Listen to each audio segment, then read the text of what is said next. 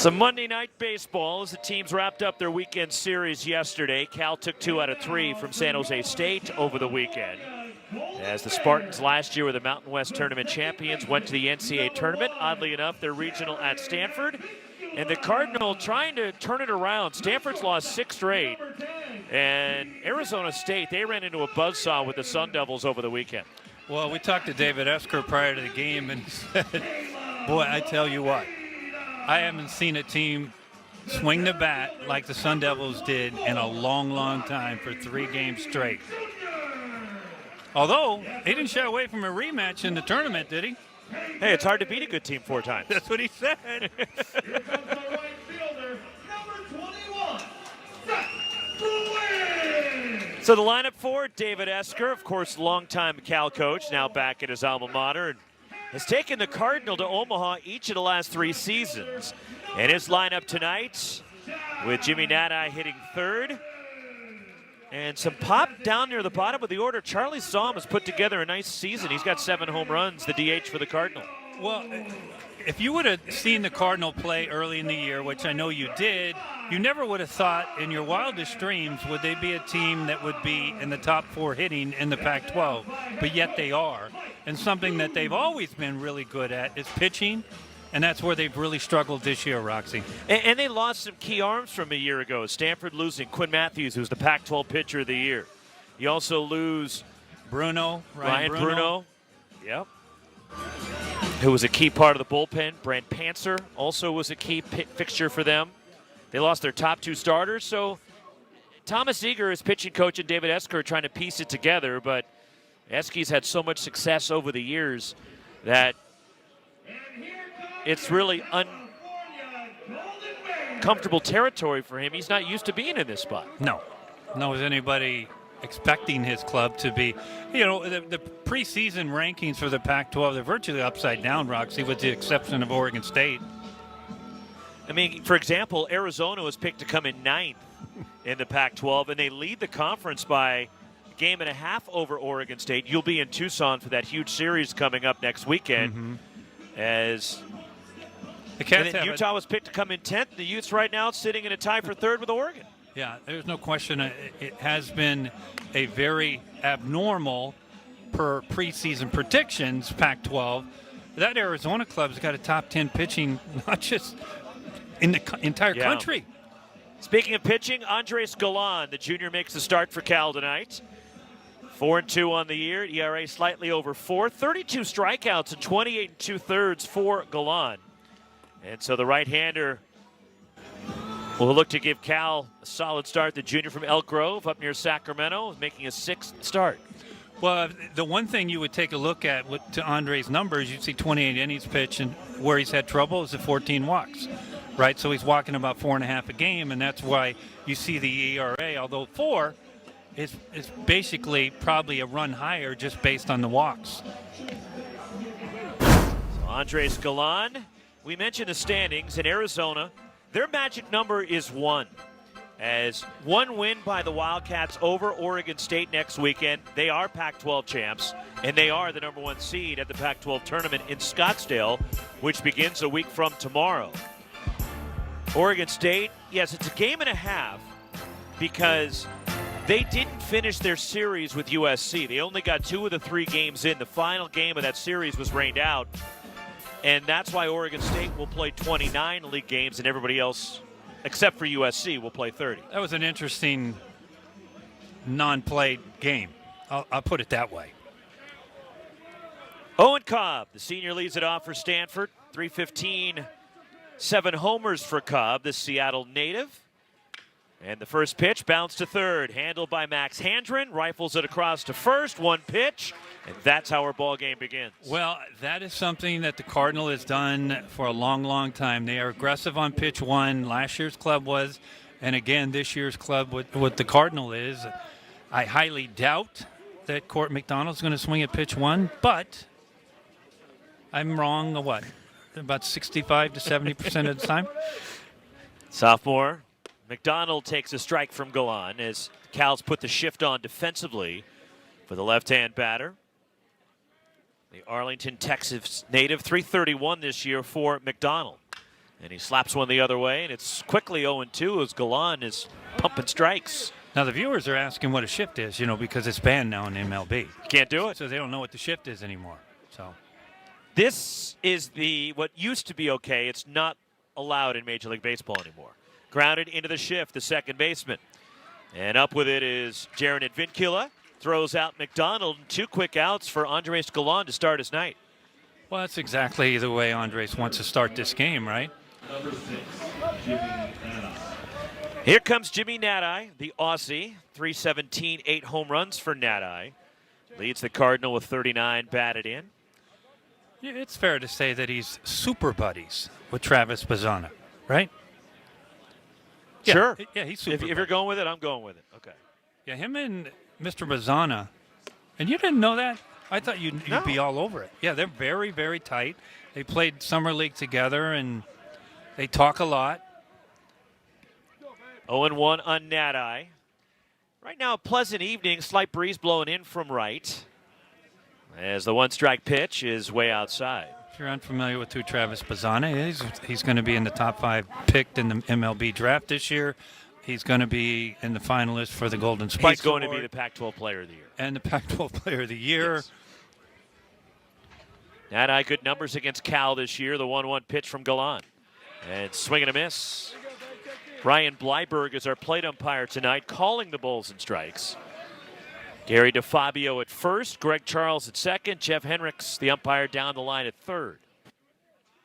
Ball and 2 strikes on Nadai. 2 away into Stanford first. The pitch, fouled away. Symmetrical ballpark here in Berkeley. 320 down the lines, 365 to the alleyways, 390 to straightaway center. It's changed a little bit down here. They used to have some bleachers over here. Those have been long gone. Yeah, well, it's changed a little bit. Ever So- since Haas Pavilion.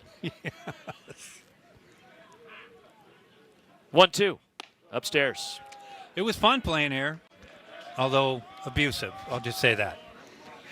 You were a target? I find that hard to believe. Well, and for your viewers that don't know, Roxy Bernstein is a Cal guy. Got him. Struck him out. Good breaking ball in Galan. A 10-pitch first inning. 1-2-3 go the Cardinal. Cal coming to bat. 1-2-3 inning. Top of the first for Andres Galan. Now the Bears coming to bat against the flame-throwing right-hander. An impressive electric arm for Joey Volchko. The numbers aren't great for the freshman, but he's got great stuff. In the lineup he'll try to attack tonight for Mike New. And there's Noah Jackson, his hitting coach, who runs the offense for Mike New. And a bit of a tweak, and the 2 freshmen going 1-2. It's been a little bit since Jaron Advincula and PJ Mutsaritas hit 1-2 in the lineup. And this is a lineup that has some depth and some pop, especially when Max Handren out of the 7 spot's got 6 home runs. Yeah, it is. And we talked to both down there, talking to Mike New prior to the game, that he had Jaron and PJ in the 1-2 hole when they went through a really hot streak, when they were playing super well, when they took the Oregon State series and the Stanford Cardinal series over at Sunken Diamond, Klein Field. But they changed the lineup for whatever reason, but they got them back together. I think they're 2 of the most dynamic freshmen in the entire country, bar none. I mean, 2 of the most talented defensive players that I've seen as freshmen, period. So there is Volchko, the 6'4 freshman from Visalia. He also has a save. Yes, the ERA is 7.11, but 40 strikeouts and 31 2/3. He'll get it up there in the mid to high 90s, but as you can see, the command has been a problem for him. Well, let's put it this way. Every MLB scout knows who this youngster was out of high school last year. He was a top 30 prospect in the entire country. He ended up coming to the Cardinal. But to your point, Roxy, he can rush it up there. His issues have been command.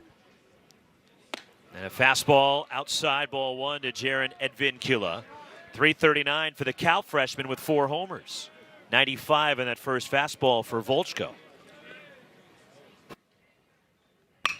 Pulled on the ground to second. Smooth bounce for Owen Cobb. Short throw on to first, and Brandon Larson to take care of Advincula, 1 away. The shortstop, number 10, PJ Mutsaritas. So 1 gone. Here is the other freshman part of that middle infield duo, PJ Mutsaritas.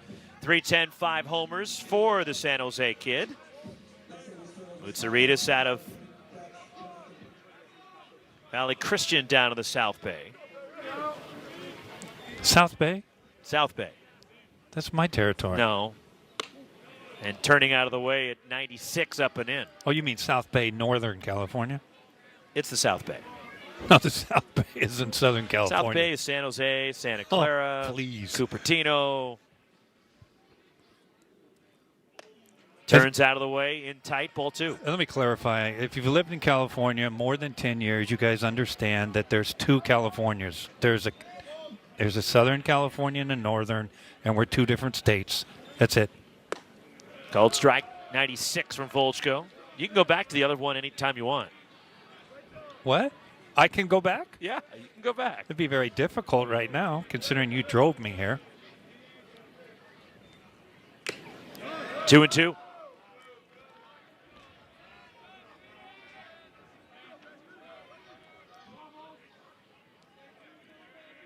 And that slight breeze blowing in from right.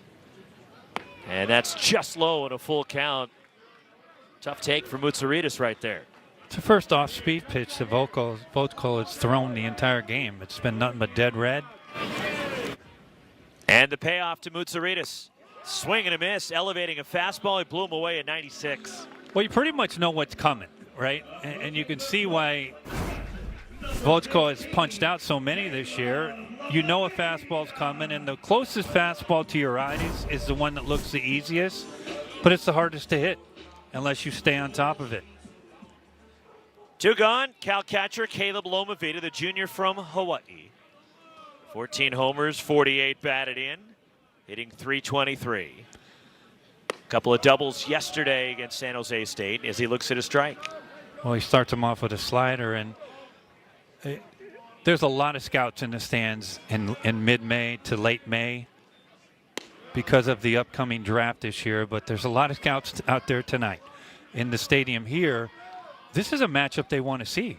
See, they want to see a major league fastball in Volchko's 95 to 97. Pulled to third. Timo Becerra up with it. Rifles it to first, and a 1-2-3 11-pitch inning for Joey Volchko. Through 1 in Berkeley. We're scoreless. Cal, Stanford.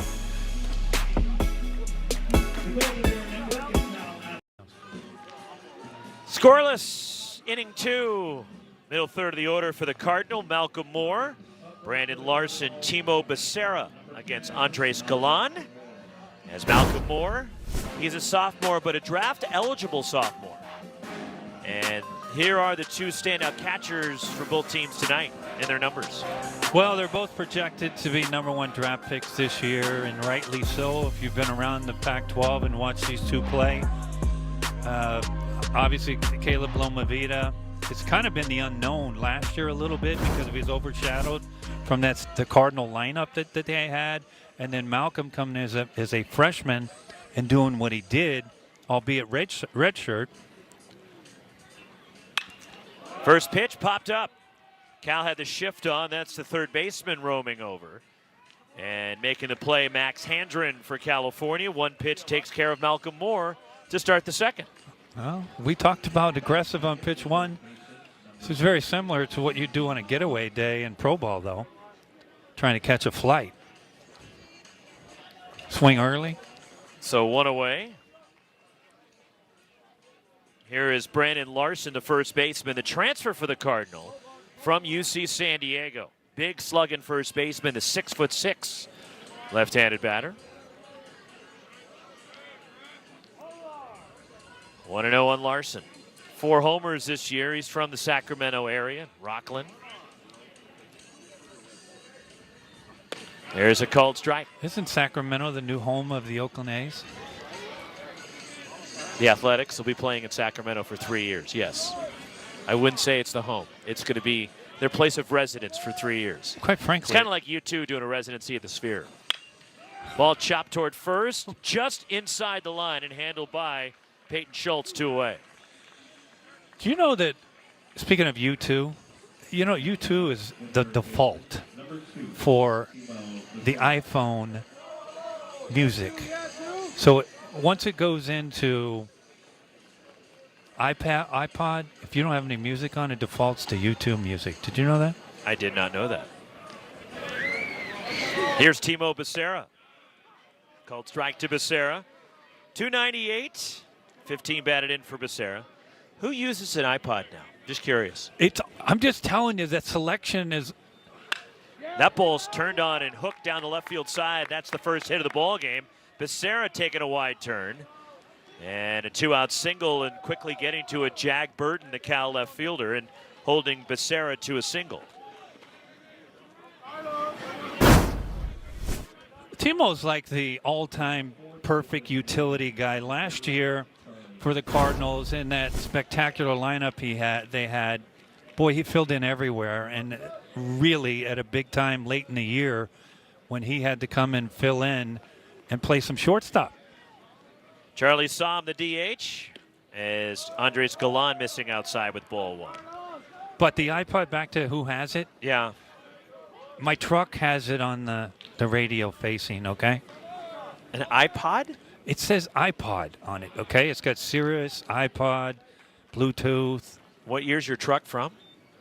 That's nobody's business what year my truck is. Well, it explains a lot as far as what really year it does. could be. It's a beautiful truck, by the way. It's a Tundra. I'm not doubting that. Well, you were insinuating it was the 1950s. No, they didn't have the iPod in 1950. 1-1. Somm in the air to left, backing up his Burden at the track. It is gone. And Stanford gets a 2-run blast.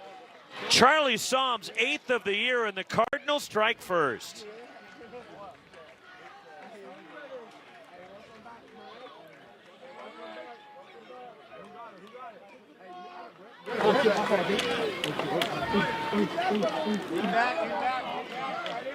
Charlie Somm unloading for the Cardinal. Well, Somm takes an elevated pitch from Gallon up in the zone, and the wind ordinarily will blow out, and it is blowing out a little bit, but this is a fastball dead red, and it exited in a hurry. Fouled off at the plate by Trevor Haskins, the Stanford shortstop. So the DH Somm gives Stanford the lead here in the second. 0-1 on Haskins. And he lines it into center, and Rodney Green has to flag it down on a hop. And it kind of knuckled on the Cal center fielder, and he had to stab it reaching off to his left. You know, Rox, I'm glad you mentioned that. Rodney Green Jr. is going to play at the next level. He's ultra talented. Forget what you see in the numbers this year in his batting average. But what he did on that ball right there, Roxy, that ball goes by a lot of center fielders. It took a wicked hop. Haskins at first, Ethan Hott, the 9-hitter and center fielder for the Cardinal. And he goes the other way, slicing toward the corner, and it's a foul ball. Trying to bid for extra bases the other way. 0-1 on Hott. The sophomore from Paradise Valley, Arizona. Well, Galan keeps peppering fastballs on pitch one to this Cardinal team, and they've already told you we're going to swing on pitch one. I wouldn't be surprised for them to start mixing it up on pitch one and throwing some soft stuff. 0-1. Galan. The pitch. And that's in the dirt. 1 ball, 1 strike on Ethan Hott. Incidentally, I love that mentality, swing pitch one. Because forever you always heard, get a pitch you can hit, right? So why can't it be the first one? Pitcher trying to get ahead. Right? The pitcher's trying to get ahead. He's trying to throw it right down the middle. 1-1 pitch. And that just missed off the outside from Galan. 2-1. It's fair to say when these two clubs play, you just throw out the records, right? Stanford would like us to throw out the record tonight.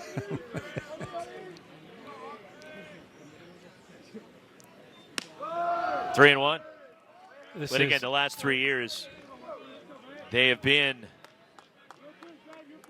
the program that everybody was envying in the conference with the standard on success the that West Stanford Coast. has had. Standard on the West Coast. 3 straight College World Series.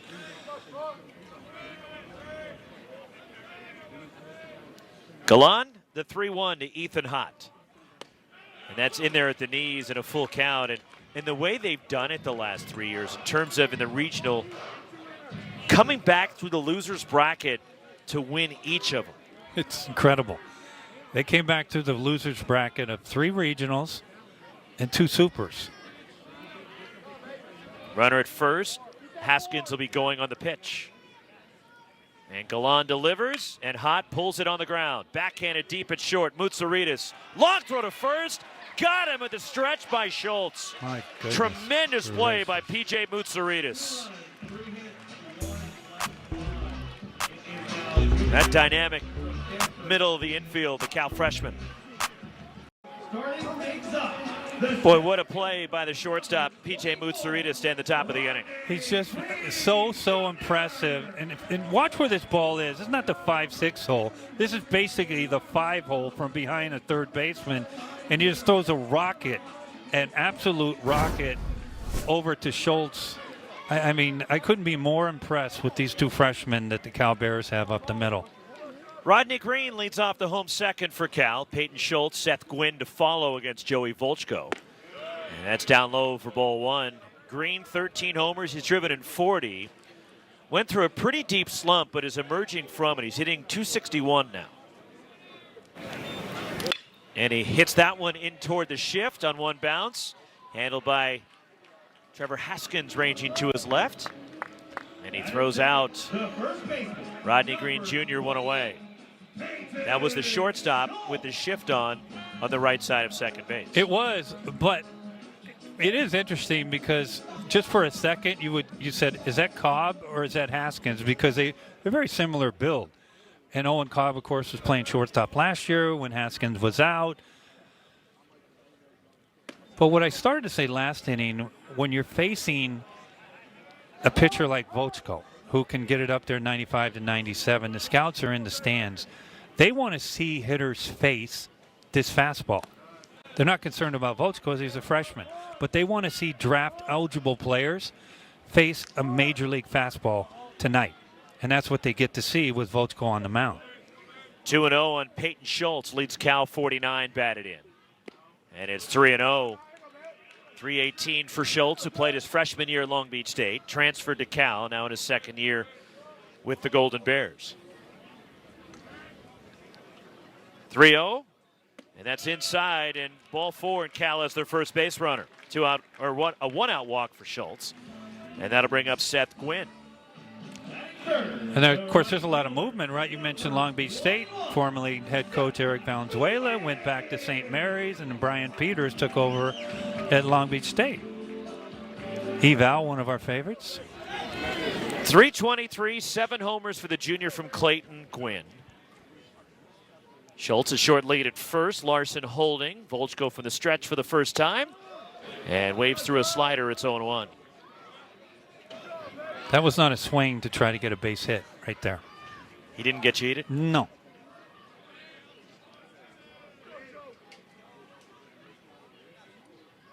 One strike pitch. And that's down and in. Another slider. 1-1 the count on Gwynn. But what a nice find he has been for Cal. Last 13 games, driven in 12 runs, hitting up over 400. And he chased a high fastball, and it's 1-2. And he was Pac-12 Player of the Week a couple of weeks ago when Cal swept Oregon State and homered in each of those games against the Beavers. And that's kind of when the Pac-12 kind of took its big picture, right, on what's actually going on. That's when Arizona got in the mix. Gwynn hits it sharply on one bounce. Cobb at second. Haskins the turn. Not in time. They force a lead runner at second. There's 2 outs. Gwynn at first. Max Handren coming up for Cal. Well, we'll get a look at this. And this is just a good pick by Cobb over to Haskins. And too much wheels from Gwynn at first base.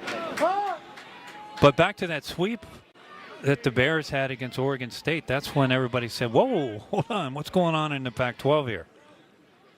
And that's basically the weekend after that the Wildcats took over along with Utah. Spike to fastball. And the Beavers. and the Ducks were hanging around there at the top. And also that's when Cal put themselves back into the conversation as far as the NCAA tournament goes with that sweep of Oregon State. 1-0 on Handren. And he hits one through the left side and a base hit. And around second, racing for third is Gwynn as McDonald gets it in towards second base. And Max Handren took advantage, Wes, of what the defense gave him.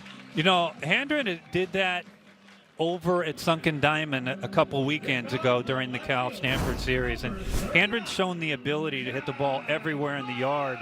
And to your point, with Haskins shaded up almost towards second base, the shortstop, the 6 hole's wide open. So runners in the corners for Cal with 2 outs. Jag Burden, 299 with a homer for Burden, who's emerged as the everyday left fielder here toward the end of the year, the senior from Huntington Beach. Early in the season was primarily just a defensive replacement late in games because he's an outstanding defender. But was given an opportunity, and he is taking that opportunity and run with it to be the everyday left fielder recently, as he takes a strike from Joey Volchko.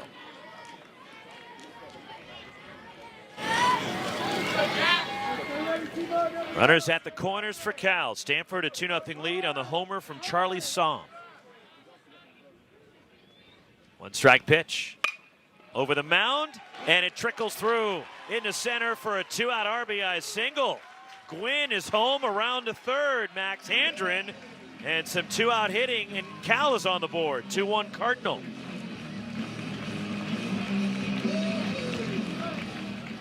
Some good 2-out hitting by the Bears. We talked about Handren just extending the inning, finding that 5-6 hole, and then Jag right up the middle, just on the outside of Cobb's dive. And then how about the good base running from Handren? Ball's in front of him, gets over to third base. Freshman DH Dominic Smaldino lines it sharply to center, and that will tie the game for Cal. Stopping at second, Burden, and Smaldino turns around a fastball at 97.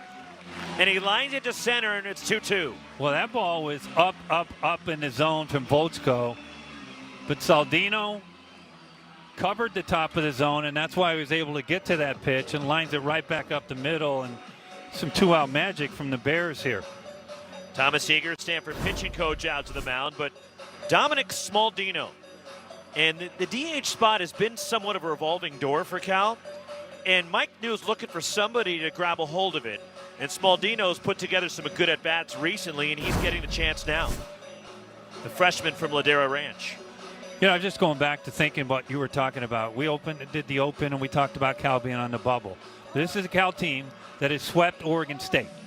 Who has been in the top 10 the entire year in rankings, projected to be a national seed, and a team that's also swept UConn, Connecticut, who is winning the Big East now, and who is projected to be a number 2 seed. And they're on the bubble. Yeah, Cal's on the bubble. You trying to get me started now, or should we hold on to that? I was waiting to see what this did. Let's let the game settle in, then I'll get on my soapbox. Back to the top of the order, Jaron Advincula. Grounded out in the first. 2 on, 2 out. Cal scored 2 to tie the game. So after the mound visit from Thomas Eager. And a check swing on appeal, and no swing at third, says Jeff Henricks. Advincula, 1 ball, no strikes on the freshman. It's a good response from Cal after Somm homered with 2 outs at the top of the inning. 3 straight hits for Cal. And a ground to first, staying down on it is Larson. It took a wicked hop on the Stanford first baseman. Takes it to the bag, side retired, but Cal ties the game. 2 runs on 3 hits. Cal strands 2. We're through 2. Tied at 2 in Berkeley.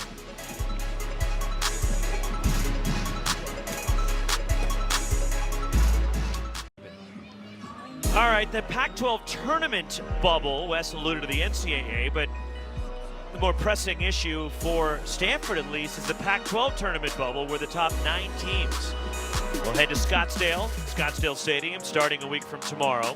Stanford's in a good spot as you see the standings. Keep in mind they have the tiebreaker over Washington and Washington State. And the only team that UCLA can catch is the Cougars. Called strike to Owen Cobb, leading off the second. Top of the order for the Cardinal. McDonald and Nati to follow. And if I remember correctly, which most likely I don't, and I didn't, and I'm not. At least you embrace it, Wes. Well, of course I do. Tied him up 0-2.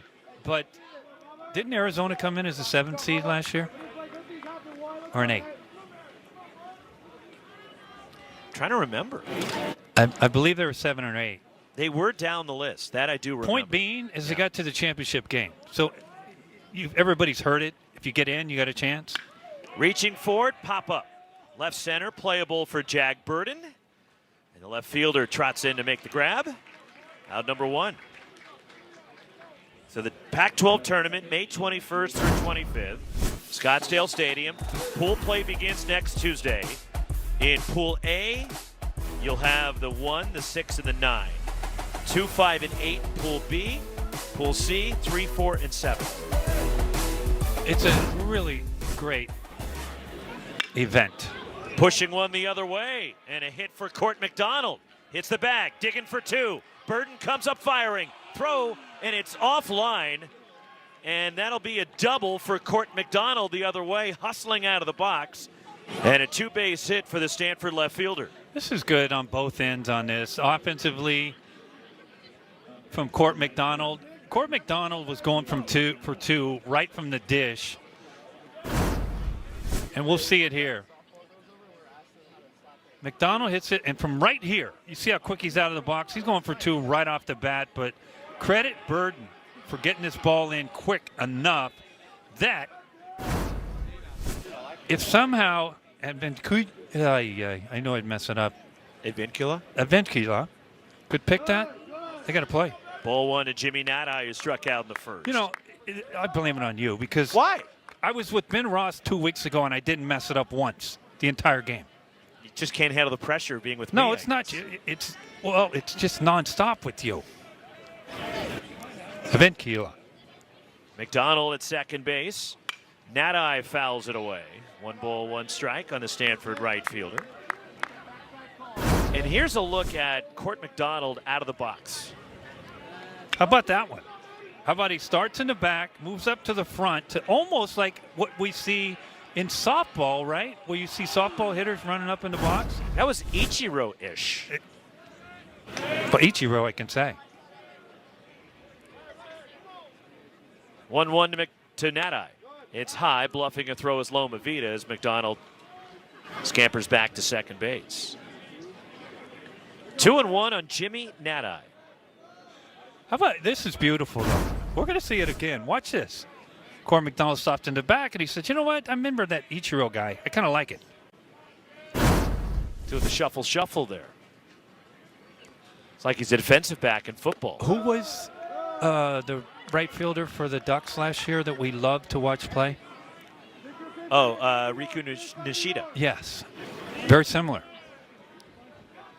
And Riku Nishida would use the wood bat. He would. He would. And his number? 56. 3-1. And that one sails to the backstop. Nati walks, and on a wild pitch, Court McDonald moves over to third. What would Euchre say? Just a bit inside. So wild pitch, Stanford runners to the corners. The cleanup batter, Malcolm Moore. He popped out in the second inning. So a mess for Andres Galan to try to wiggle out of. Cal putting the shift on defensively. And Schultz holding the runner Nati at first. Galan, here it comes. And he missed upstairs. You know, when the year started and you saw that Stanford was struggling swinging the bat, you thought, why would you ever throw Malcolm Moore a strike? Because the rest of the club was struggling so much. But as Stanford has bettered their hitting. So has Malcolm Moore. His numbers have gone up. 13 homers for Moore to lead Stanford. But when you look at the lineup and you're dissecting it, for example, you're Chris Bodersbaugh, the Cal pitching coach, or whoever faces Stanford, this is the guy you're not going to let beat. Yeah, you circle a guy or two in every lineup and say, hey, this guy. And he rips that one foul. These guys are the guys you're going to avoid. You can go around the whole Pac-12, right? Oregon State, Travis Bazan is not letting Travis Bazan beat you. He's not going to beat you, right? And USC, Andy Stankiewicz and his club. I'm not letting Austin Over beat me. Right. But he didn't let Travis Bazan beat him. They pitched around him a lot. They walked him a lot. And they were successful in that series. It's not a guarantee because it's not like Oregon State. Oregon State a couple weeks ago was leading the Pac-12 in hitting. Yeah. So it's not like you're... He's got company. Yeah, I mean, there's a guy named Turley that hits right behind him. Ball and 2 strikes and more. McDonald at third, Nadai at first. Galan. The pitch. Nice job by Loma Vida behind the plate. But when you look at some lineups, look at the Pac-12 leading Arizona Wildcats. You immediately go Mason White can't beat you, right? Yeah. But then what? You got Brendan Summerhill. Yeah. Now Andrew Kane is coming on. McDonald. Had a big series in Salt Lake City. Spillane can get you at any time. 2-2 on Malcolm Moore. Strike 3 call. And a changeup right in there that froze Moore. And he is not happy with himself. No, he's not. And it's a pitch that we haven't seen much from Galan through two innings. And to your point, Roxy, it's a changeup that basically just locked up Malcolm Moore. Second strikeout for Galan. So runners in the corners, 2 down. Brandon Larson a ground out. His first time up tonight. Cal leaves the shift on for the left-handed slugger. Has a changeup buried in the dirt, smothered by Caleb Lomavita. And again, the defensive alignment, which is illegal in Major League Baseball, because you have the second baseman, Jaron Edvinkill, out in shallow right field, and P.J. Mutsaritas, the shortstop, is on the right side of second base.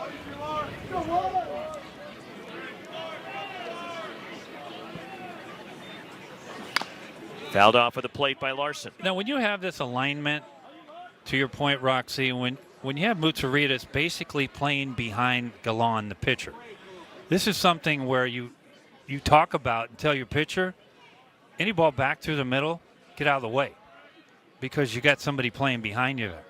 Because if he knocks it down, everybody's safe. Ball and a strike on Larson.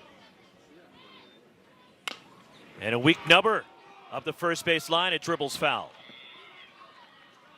And it's 1-2 on the Stanford first baseman. Look at the athleticism from Lomavita behind the dish. Watch the athleticism. You know, all we talk about when we talk about Caleb Lomavita is what? Power, right? What he can run, and he is athletic. We've got some athletic catchers in this league, not just Lomavita, but you look at Hunter Antillian at Utah. You've got some impressive athleticism behind the plate. And you know what that right there is? Ryan Blyberg, the home plate umpire, just giving his catcher, that's that relationship, talking to him a little bit, just give him some time.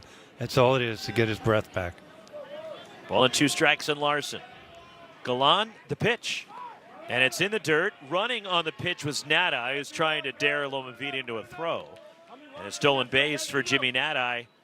Cal was not concerned with the runner at first, and now there's 2 in scoring position for Stanford. Well, they picked a good pitch to run on, a breaking pitch in the dirt.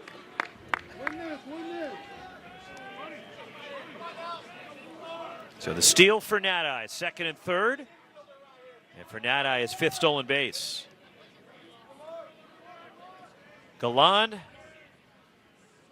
the 2-2. And it's strike 3 called. Another changeup in there, freezing Stanford hitters. So back-to-back strikeouts looking to strand the runners. Moore and Larson both caught looking. Good job by Galan, wiggling out of it. 2-2 to the home third.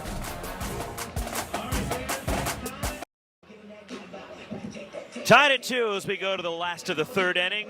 PJ Moutsouridis, Caleb Lomavita, Rodney Green Jr.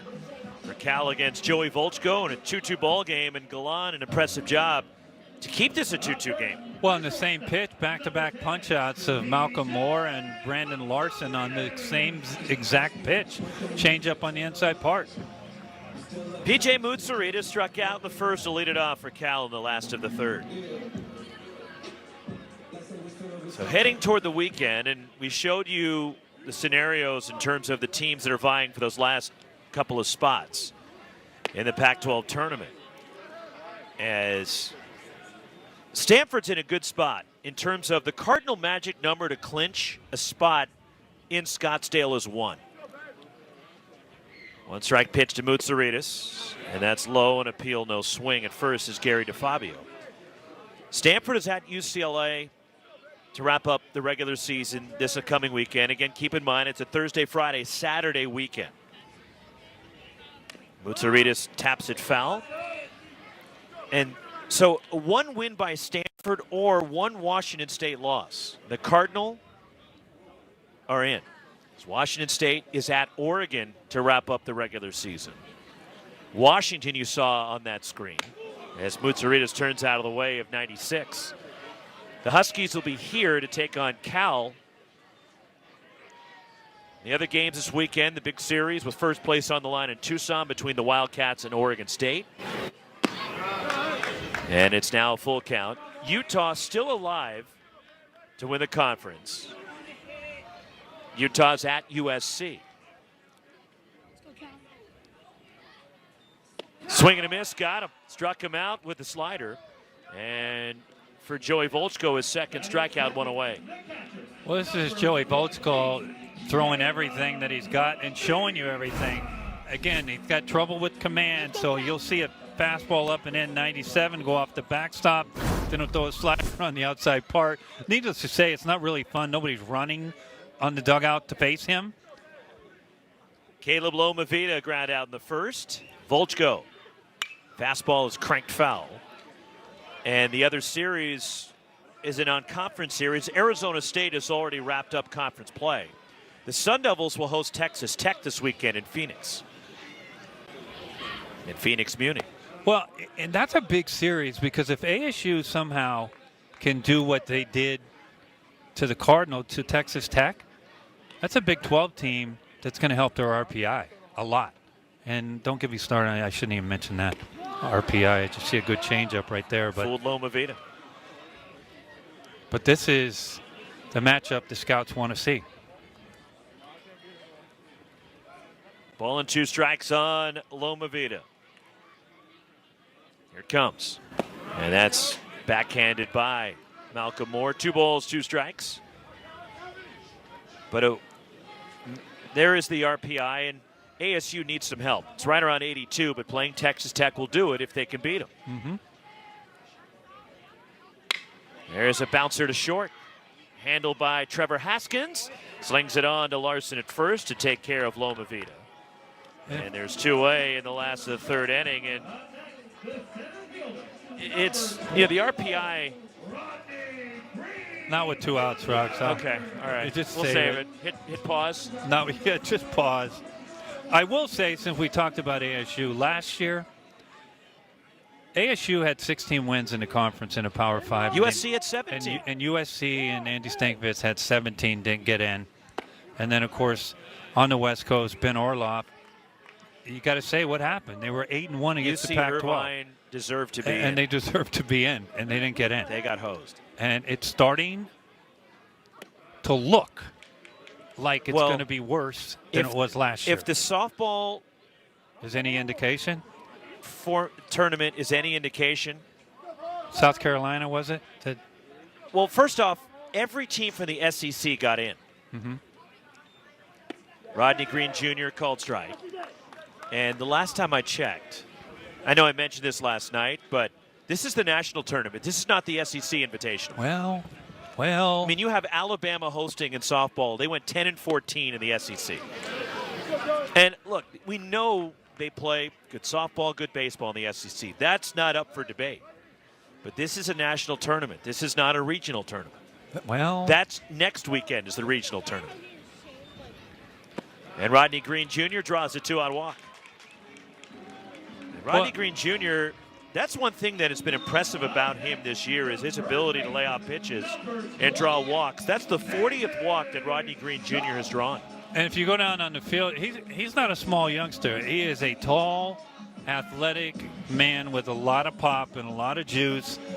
And in an era in MLB, Rocks, you can attest to this, is that they tolerate strikeouts now more than they ever did in the game. And he's going to do just fine at the next level. Peyton Schultz walked in the second. 2 walks now issued by Volchko, who throws to first, and Green is a threat to run. As Rodney Green Jr. over there at first base, and he's got 12 stolen bases on the year to lead Cal. And the Bears, as a club, 49 steals this season.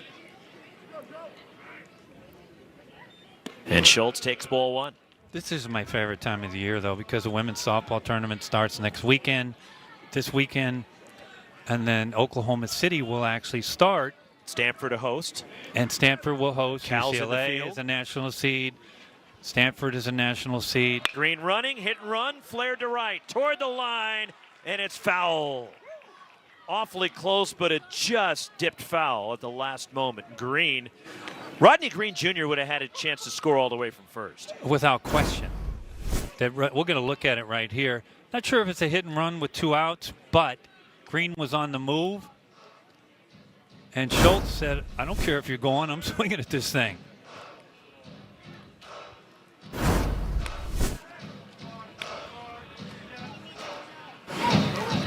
Although he's looking in. Yeah, what does that tell you? Well, here's what I would tell you. I don't want to say this. Well, I'll save Because it. you'd be admitting I'm right. I'm just going to tell you It's a hit and run. it's very rarely that Schultz got under it. Fly ball, pushing back and right. Nadai has room, drifting toward the line, and he makes the catch to retire the side. Cal strands a runner. We're through 3 in Berkeley. Stanford and Cal tied at 2.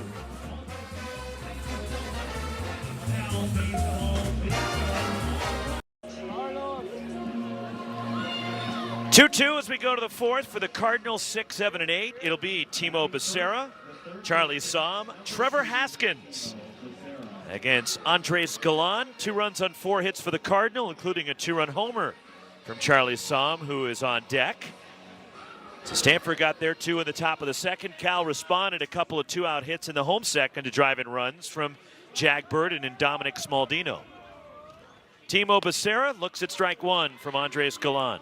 Single and a run in the second. it's a beauty of Southern California, right? In Northern California, wherever you're at, you know, where you're near the water in the Pacific.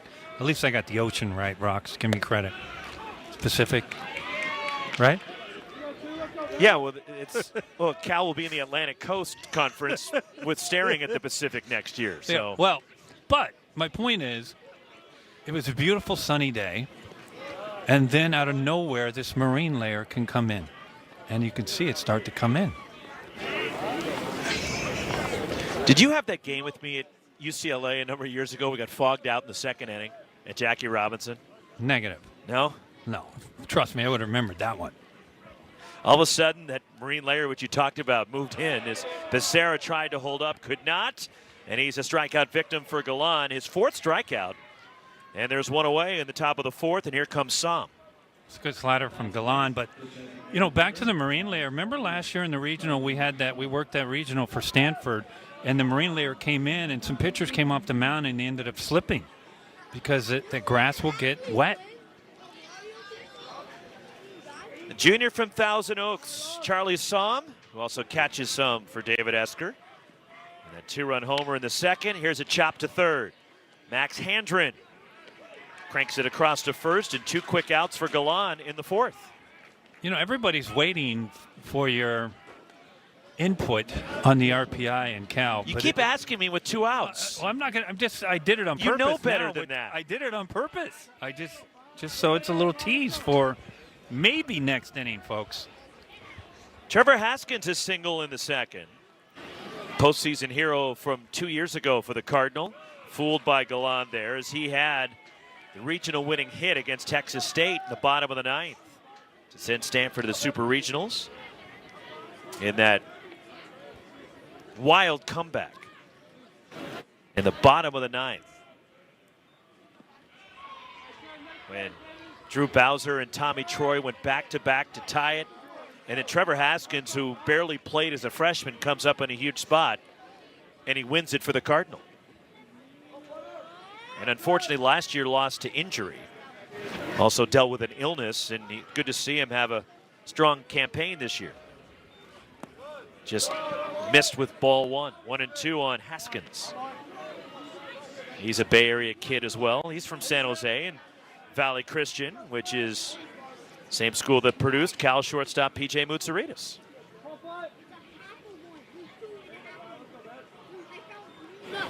Two and two. So they played together there. Almost like that left side of the infield back in the day down in Southern California. They had Matt Chapman and Nolan Arenado on the left side. Yeah. Pretty good. That was. Galan the windup of the 2-2. And Haskins takes it just low in a full count. Close pitch. Well, you know, Turley for Oregon State and Chalosky for UCLA played on the same club. Got him. Struck him out. 5 strikeouts for Galan as the Cardinal go 1-2-3.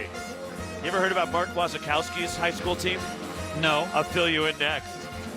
You're not going to believe it. 2-2, a good crowd on hand this Monday night in Berkeley for Stanford and Cal.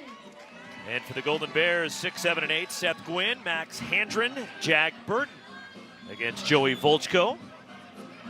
So I teased it as we were going to break. Yeah, how about Waz? So Mark Wasikowski, the head coach at Oregon. Now I'm going to preface this that their team didn't even win their league in high school. In fact, they finished in 3rd. And his high school team, and Mark Wasikowski played at Pepperdine, won a national championship with the Waves. Also on that team with Waz, the first baseman played 15 years in the big leagues and won 6 Gold Gloves. Played in the Pac-12. Go ahead. At Arizona, JT Snow.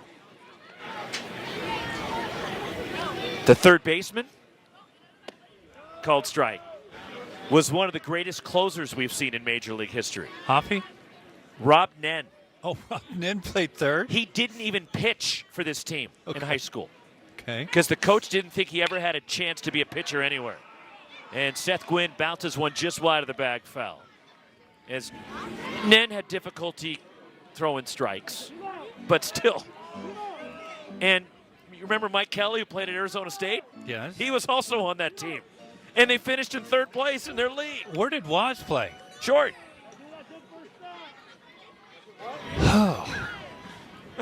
Well, it kind of just goes to show you that baseball is the toughest.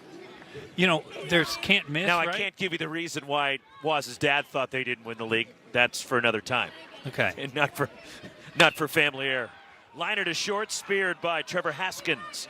And out number 1 is Gwynn lines out. Well, if Waz is watching, he needs to text us and let us know. No, I know why. I can't. But It's not the appropriate place to share that. But back to my point, we've all seen guys when they're in high school, even in low A ball, you say, here's a can't miss guy, right?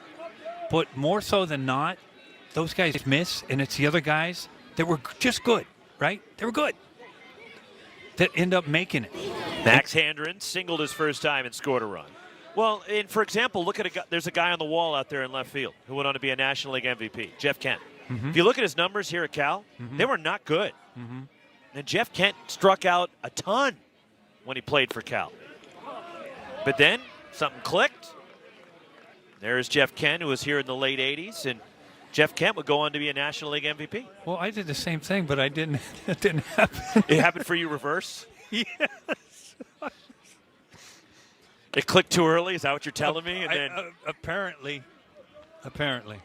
it's like that old story about the minor leaguer. They get to A-ball. Mom, it's great. As he writes home a letter to Mom. They're throwing fastballs, and I'm seeing it. Ball, I'm hitting it great. As Handren pulls one in the right center. He's got 2 hits tonight. And a 1-out single is hit number 4. So Max Handren is board for Jack Burton. So then the kid advances to Double-A next year, the next season. And, you know, pitchers are a little bit better here, but I'm doing okay. I'm excited about what I'm doing. As he writes a letter home, and then he gets a Triple-A. Mom, they're throwing breaking balls. See you soon. Well, no, that started for me early. Anyway.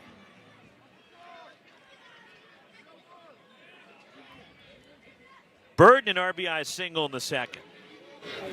2-2, bottom 4. Handren at first. And that's ball 1 outside to Jack Burton. I could always blame him. I didn't even play an inning of high school ball, though. Baseball. That's remarkable that you didn't, and then all of a sudden. I went to college to play hoop. Hey, let's try this baseball thing. Well, that's what it was, too. That's exactly what a basketball coach told me. He said, you're going to play about 15 to 18 minutes. You probably deserve more, but Joe Moeller, the baseball coach, thinks you can play baseball. And I couldn't jump. I was just a rebounder. Burton tops it foul to plate. And I went out for baseball, and I hit like 054. It's like 3 for 54. You didn't even make a bingo card with that. Well, I struck out 44 times. I had no idea they could throw a ball and make a move, so I just swung the minute it left his hands.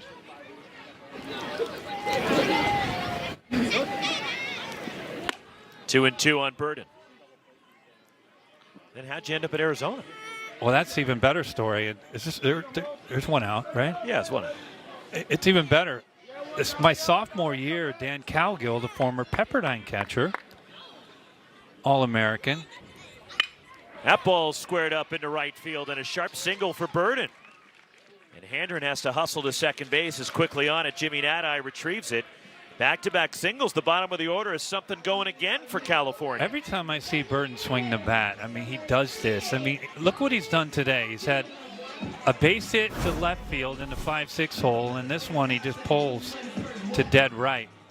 But anyway, Dan Cowgill was my coach at, we'll get a look at, maybe we won't, but I get a note in my class, he said, that says, bring your bat to the field, don't bring your fielding glove. And sit in the dugout and wait for Carlos Mejia, which was our another assistant coach, to tell you to start hitting. Here's Dominic Smaldino singled and drove in a run. First time up, looks at a strike. So he does that. So I go out there and I'm sitting and I see this very tall man, white hair in the bullpen, looking at Mike Livesey, who was going to be a top draft pick, pitching in the bullpen. So I figured he was a scout, somebody like that. This one will push out of play from Smaldino. So long story short, they were there for about 30 minutes, and now all of a sudden Carlos goes, get in there, start hitting balls. So I start hitting balls over these trees in left field, pretty deep, 360 down the line, and all these trees. So then Dan Cowgill walks over with this tall white-haired man, and he says, Wes, Jerry Kendall. And I didn't know who he was. And did he go? No swing on appeal. And he said, head coach of University of Arizona, I'd like to offer you a scholarship at University of Arizona. And I literally got locked up. I didn't know what to say. Speaking of locked up, right there, just like the swing. But because I had just seen... I wish that happened to you more often. And locked him up again. This time he went around. And Smaldino, strikeout victim number 3 for Volchko. 2-on-2 out, back to the top of the order, and Jaron Edvinkill. Well, it's a good slider on the outside part from Volchko, and we'll take a look at it. And yes, that is a swing. But I had just seen Arizona play USC that year, the year before at Dato Field, and I said, there's no way I can play with these schools. So it scared me to death. I said, can I talk to my mom? And he said, sure. And then that was it. You're getting a free education, Wes. Nothing to talk about. Well, I can tell you my first at bat, you'll fall over at Arizona.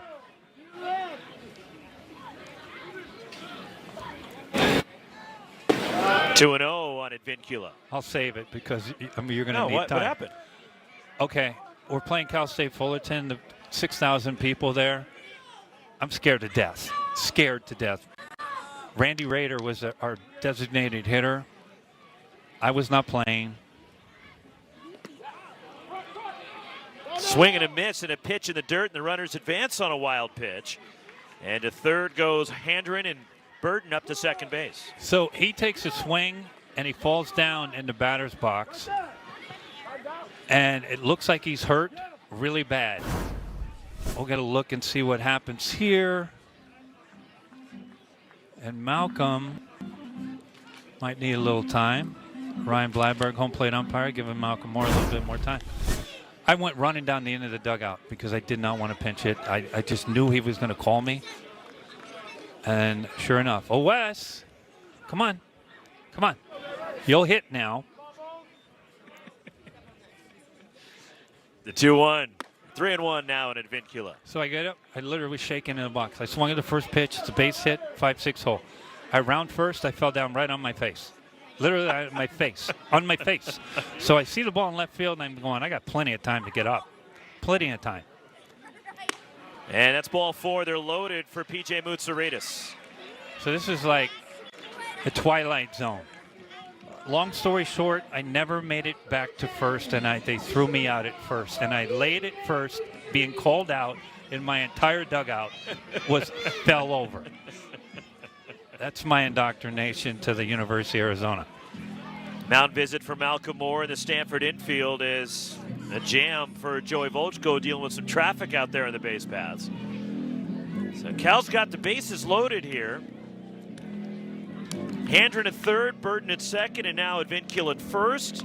Moutsouridis has struck out twice tonight. He's 0 for 2 is the customary pacing from David Esker.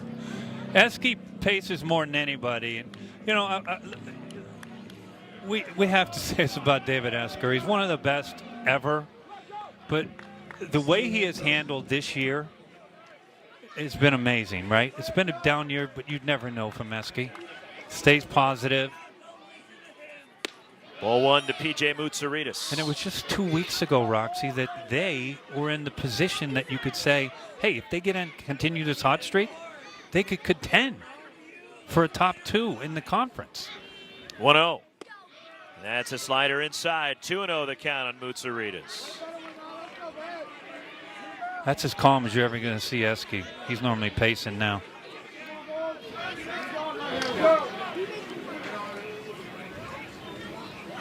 Volchko bends that one in there for a strike. 2-1. Well, I bet you when the game started, Thomas Eager, the pitching coach, David Esker, they said if we get Volchko into the 4th inning, job well done. 2-1 pitch. Swing and a grounder to short. Haskins goes the short way to Cobb, gets the force on Advincula, and the Bears leave him loaded. 2-2 as we go to the 5th in Berkeley.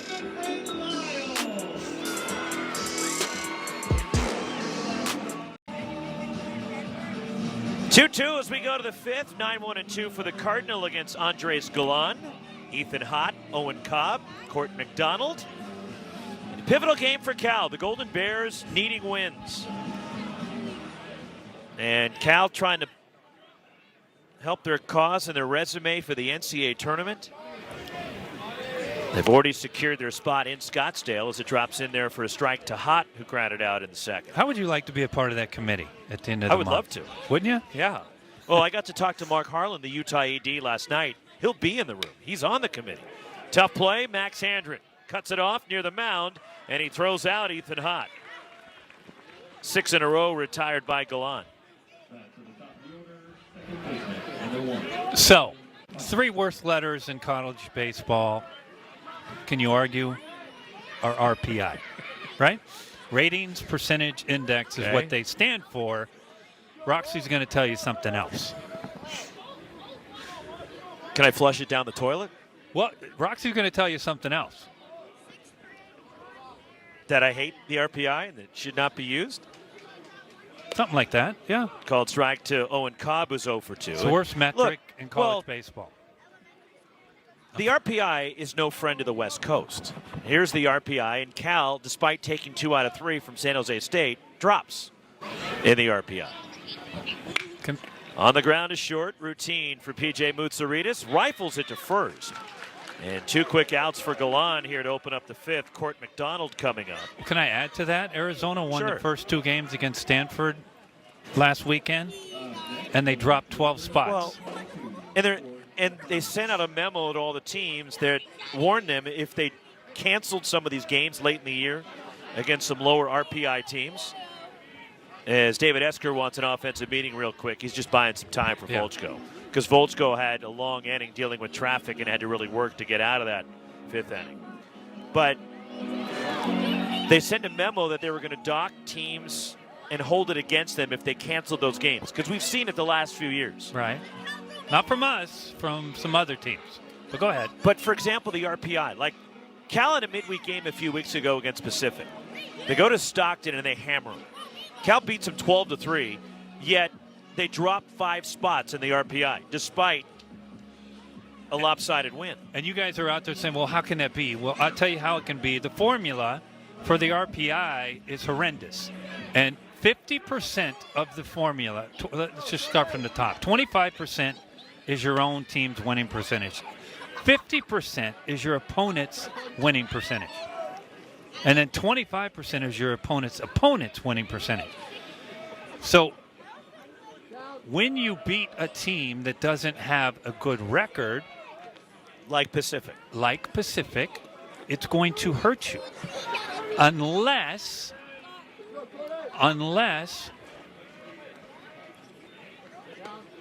you're in one of those 2 conferences, 3 letters, that have a lot of monies where they can pay teams to come in and play them, get wins, so that the formula is the entire league has a winning non-conference record, which goes right into that 50% model, 50% of the RPI formula. Hit on the ground. Peyton Schultz has trouble with it at first. It kicks off his glove into right. And it's squeezed through and a 2-out base runner for the Cardinal. We'll see how Matt Fondo wants to score this. Thumb down, I agree. No, that was already. E3. That was right off the bat. I heard it. It was like E3 right off the bat.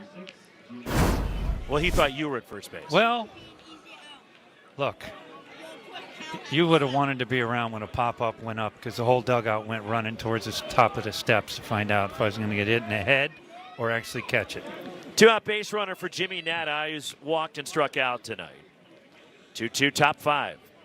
McDonald runs well. He's at first. He doubled his last time. Now he's running, and it's cued foul by Nada. But how you conquer the RPI is to, if you have the money to pay teams to come into your own yard, win those series, and these are against Division I teams. Now, that's the formula. RPI, they have to be Division I teams. Now, there's a lot of Division I teams who arguably could be beat by junior college teams out here on the West Coast. And we're not being facetious, we're being serious. That's just the facts of the matter. But that's the formula. 1-strike pitch. And Loma Vida comes up throwing down to first. Austin Turkington, by the way, begins to loosen in the Cal pen. But if you have an entire conference, we'll get a look at the pick. Fake steal, get back. But if the whole conference does that, in other words, brings teams in that they know they're going to win, they all have a good non-conference record, which is 50% of the formula. So then when the conference starts, they all play each other, and they can't ever get hurt in the RPI, and it always goes up. And that's as simple as it gets. And if you're asking, well, why can't the Pac-12 bring in teams? Nobody wants to come out here because that's who you'd have to bring in, the Sacred Hearts of the world. 2-1, runner goes, and the throw from Loma Vida kicks off the glove of Advincula out in the right center, and the stolen base, and an error allows Court McDonald to get over to third. I think they scored that a stolen base, E3. How would that be in E3? The first baseman was not involved. E2. Okay, well. Excuse me, E2. Caleb's throw. We'll get a look. Caleb's Lomavitas throws up the line. So runner at third, and it's 3-1 on Nati. Malcolm Moore looming on deck. Galan, strike two. Good slider on the outside part by Galan. We haven't said much about Galan, but outside of giving up the 2-run home run, he's been very, very good. Full count on Nati. Andres Galan. On the ground, left side, and through, and a hit, and Stanford goes back on top. Seeing eye single, and the 2-out error helps open the door for the Cardinal.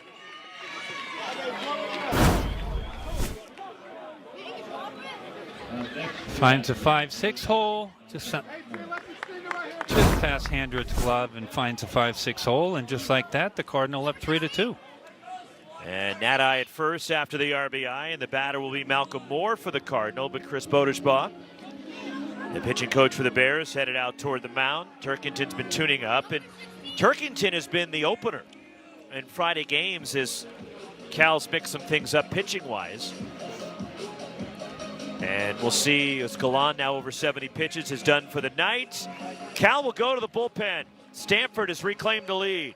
3-2 Cardinals still hitting here in the fifth.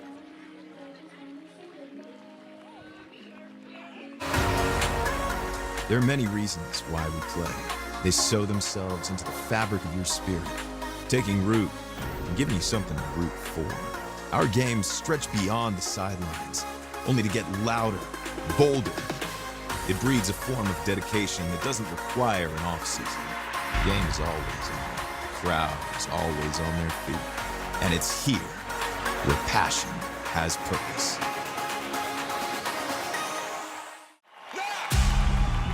Welcome to Fandom 101.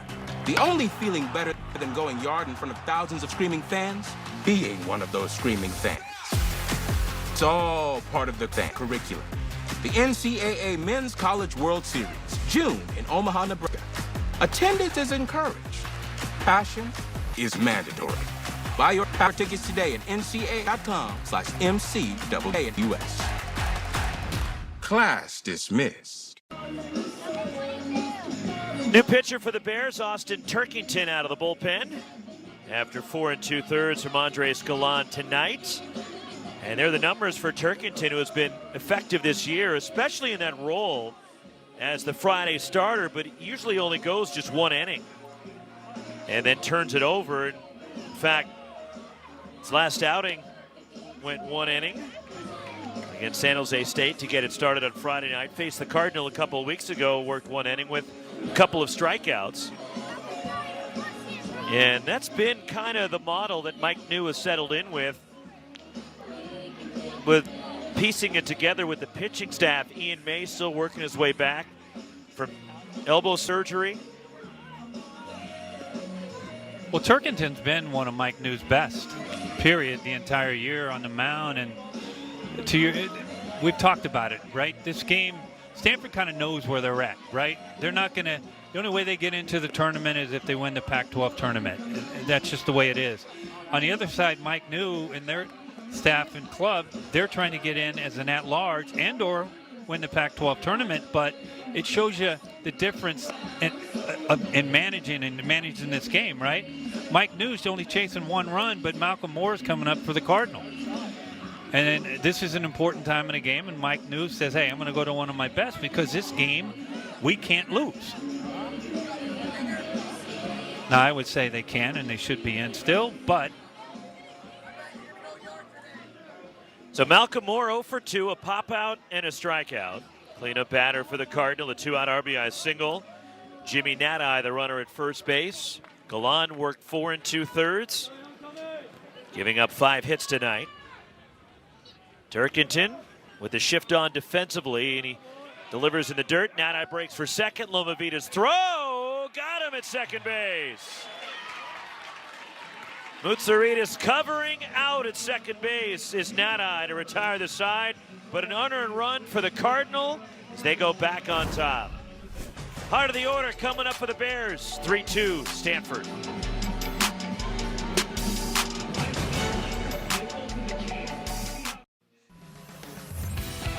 Pac-12 baseball presented by Watch Sports, the official live event guide of the Pac-12.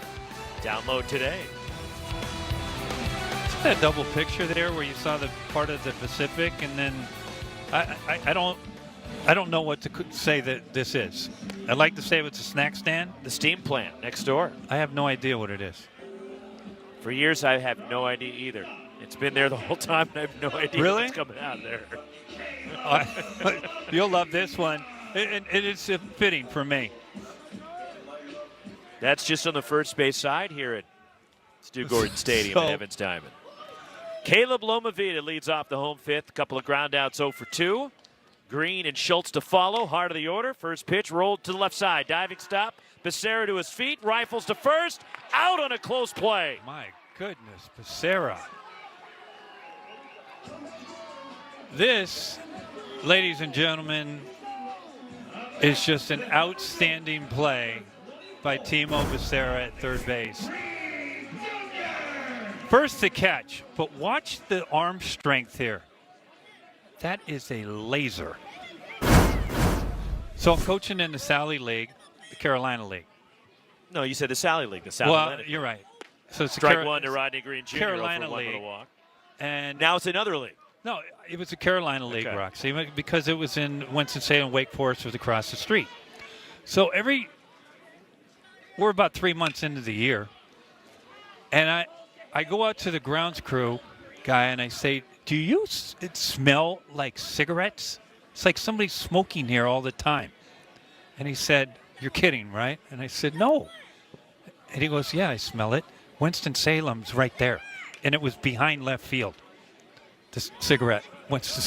Yeah, it's Tobacco Road. Well, I understand. But it was right behind our yard. Like literally, like where the scoreboard is out here. That's not a cigarette plant, in case you were wondering. No, I know, but I'm just saying, because I smelled cigarettes for the whole year, and I was like, what is this? Somebody's smoking out here all the time. Yeah, Winston-Salem. 1-2 on Green. But Tobacco Road is on the way. It's just past Duke, and it's really interesting. Marlboro, all of them through there. But Winston-Salem, and then, of course, Winston-Salem was the actual city I was in, but I couldn't put the dots together. Why am I not surprised? Well, that's what I told you. You wouldn't be. 2-2 on Rodney Green Jr., the pitch. And that's just down low on a full count on the Cal center fielder. You're further disproving the fact that you claim to be an academic All-American. I don't claim it is. So, and Green walks for the second time and a one-out base runner. And that's the third issued by Volchko. Rather, fourth issued by Volchko. but we had this debate last year. I mean, you've doubted it for 10 years now, and then I still don't believe it. We're about 2 weeks away from the last time you doubted it, and one of the listeners looked it up, put it up on Twitter, and you still didn't believe it. Peyton Schultz walked in the second. He's 0 for 1. Green, who runs well at first base. Francona was also, just so you know. Shocked, or that he was an No, academic I'm just All-American going to tell too? you, that's all I'm saying, is Tito was also. Surprised that you were an academic All-American, No, or that I'm not he saying was? anything. Don't get me into the Hall of Fame story. We'll save that one for next week. That is a legendary story. that one's really good. Your phone blew up, I think, more than after that story than 10 years of us broadcasting together, everybody from Arizona. Volchko moved to first. Green dives back. There is some activity in the Stanford bullpen. Well, Volchko going to the fifth inning, that's a plus for David Esker and Thomas Eager, the pitching coach. Schultz fouls it off for the plate. Ryan Speciak. That's the right-hander getting loose. Another freshman from the Santa Barbara area. He's from Goleta. Well, see, here's the thing. If you're Peyton Schultz and you got Rodney Green Jr. at first, pretty good chance you're going to get a fastball here because you don't throw anything off speed here in case Rodney Green Jr. takes off at first.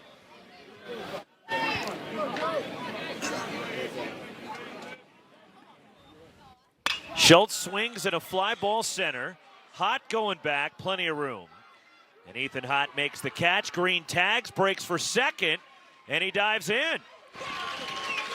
Outstanding base running as Green, sensing he had a chance to get to second, and he takes the 90 feet. It's just a great athlete, is Rodney Green Jr. Leaves it up to Seth Gwynn, who's 0 for 2 tonight with a run. Lined out his last time. Now, Seth Gwynn's walk-up song, Smooth Operator, is that what it is, really? Yeah, Sade, yeah. Really?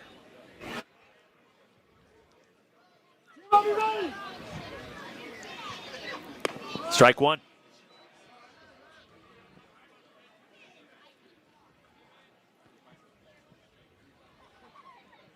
Tying run out there at second base here in the last of the fifth for Cal. It's Green. And that would fooled him. It's a good bite on slider. that pitch, yeah. But here's the thing about Seth Gwynn. You can throw a fastball up in the zone right now. You can hit it a mile as you take a look at this slider. I mean, Seth Gwynn is... Got him again. Another slider, struck him out, side retired.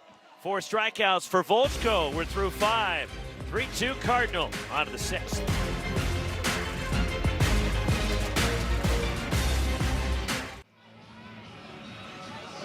Well, Joey Volchko getting some hugs from his teammates in the dugout, which is always an indicator that he might be done for the night. And it's his second longest outing, if it is the end of the line for Volchko tonight. 5 innings, and he leaves with a 3-2 lead. As Moore, Larson, and Becerra, the middle third of the Stanford order in the 6th against Austin Turkington. But a couple of weeks ago, Volchko went 6 innings and picked up a win against Santa Clara. He struck out 11 against the Broncos, giving up just an unearned run and 1 hit, throwing 84 pitches. And he was sharp tonight. 4 strikeouts in his 5 innings. Well, it's exactly what the Cardinal wanted to see from their young freshman. He's got a big arm. He does, and you can see he's got a high ceiling. Malcolm Moore, 0 for 2, was at the plate when Jimmy Nadai was thrown out trying to go to second on a pitch in the dirt, as Turkington misses wide with ball 1. You know, David Esker and Mike New have something in common, right? This is both 7th year at the program, at each of their program, right? Eske went over to the Cardinal from Cal, and then Mike New took over here. And then Mike New was the pitching coach for a few years for David Esker here at Cal. Then got the head job at Pacific. And then when Eske moved back across the bay to his alma mater, Mike New moved from the 209 to Berkeley. What's the 209, the area code? The area code for Stockton. Okay. Eske, that's the longest we've seen him in one spot, really, in a long time. Well, he was encouraged, I think, by the outing of Joey Volchko tonight.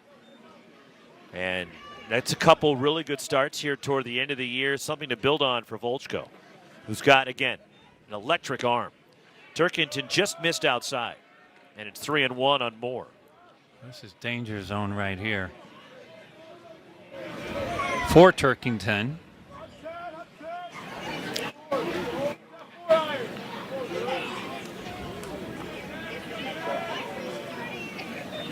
And that's ball 4. And a leadoff base runner for the Cardinal. Second walk issued by Cal tonight. As in 4 2/3, Galan walked 1, struck out 5. And now Brandon Larson, the batter, who's 0 for 2. So Turkington, this right-hander from Los Gatos.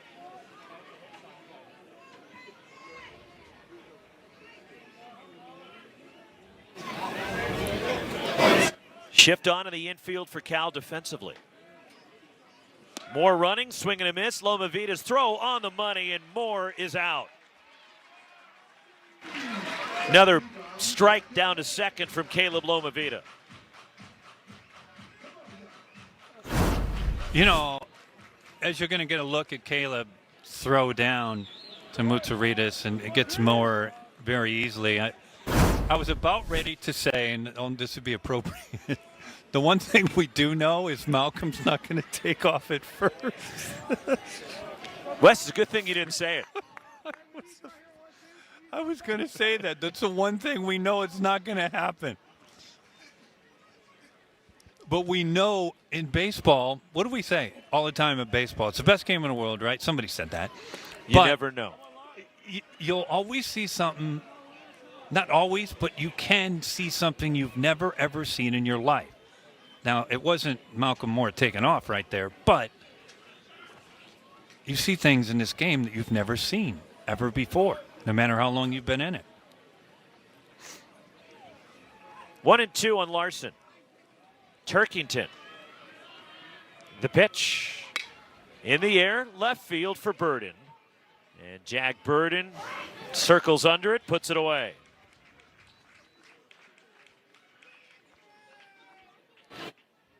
Two gone here in the top of the sixth. Timo Becerra, the batter, 1 for 2 with a run.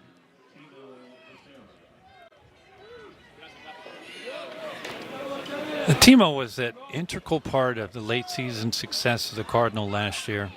In the middle of a regional, when Owen Cobb was struggling a little bit at shortstop, David Esker said, you know what, let's make the move right now in the middle of the game. He put Timo out there, ended up getting a game-winning home run, I believe, in the same game, ended up playing shortstop throughout the College World Series. Check swing. Yes, he went around an appeal, says Gary DeFabio. And Trevor Haskins was supposed to be the shortstop anyway, and then he got hurt, and that forced Owen Cobb to go over there. We'll take a look at the check swing here. Yep. 0-2 pitch, and a check swing. That time he did not offer. And last year, Owen Cobb was the third option. Mm-hmm. He wasn't the guy, but David Esker put him in there. He just kept producing, and he won the job. But then had his issues late in the year, unfortunately. Becerra rolls one to short. P.J. Mutsaritas up with it. On to first, side retired. We're on to the last of the sixth in Berkeley. Bottom of the order coming up for Cal.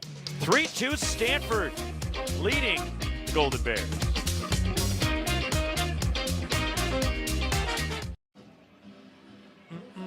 So Stanford goes to the bullpen as we move along to the last of the sixth inning in Berkeley. 3-2 Cardinal. 5 innings from Joey Volchko, and turns it over to Ryan Speciak, another freshman.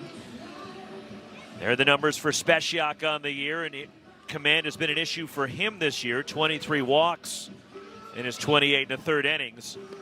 He's 0-3 this year, so 5 innings from Joey Volchko tonight. And Volchko gives up 2 runs on 5 hits. He struck out 4, walked 4. And now the bullpen will try to hold it for Volchko, and it's Speciak coming in.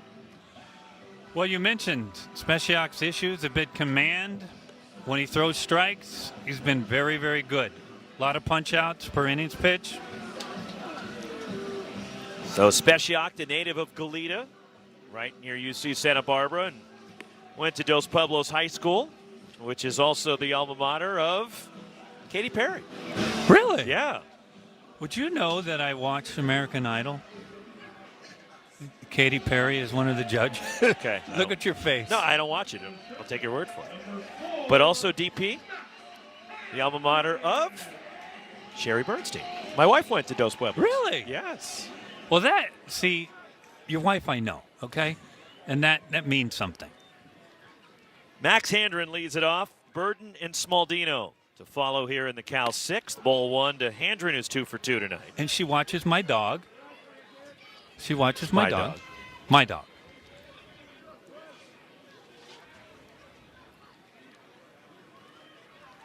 One-0 pitch. Just down low. 2-0 the count on Handren. But Volchko was sharp. He had that big arm. We saw the fastball in the mid to high 90s. Speciak, the 2-0 to Handren. That's in there for a strike. It's 2-1.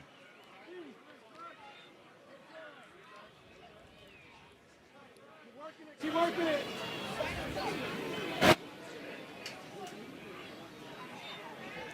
Handren swings and a fly ball to right off the end of the bat. Late break, diving for it, Nadai, and he caught it. No, he didn't. Jimmy Nadai, who got a late break on it. I think it fooled him off the bat.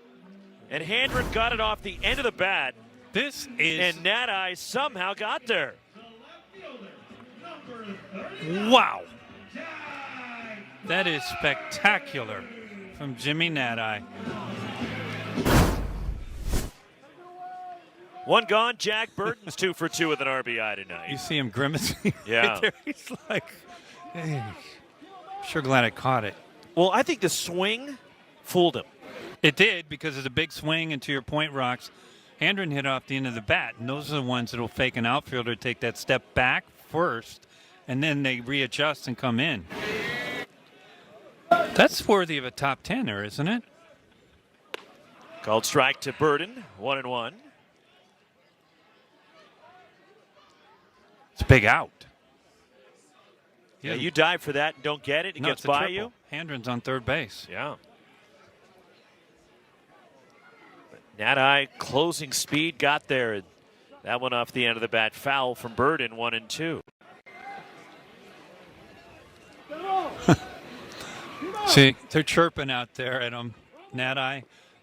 That's the beauty about baseball. When he comes in the dugout, that's where you got to take a look, because his teammates will be messing with him, saying, are you kidding me? You caught that ball? Somebody will bust his chops like you got lucky. Somebody else will say, you're my hero. And then somebody... Speciak is saying you're my hero. Yeah, somebody like that. But they'll bust his chops when he comes in the dugout. 1-2. Burton fights it off. And no, if you're wondering, it didn't happen to me a lot, Rox, so don't worry.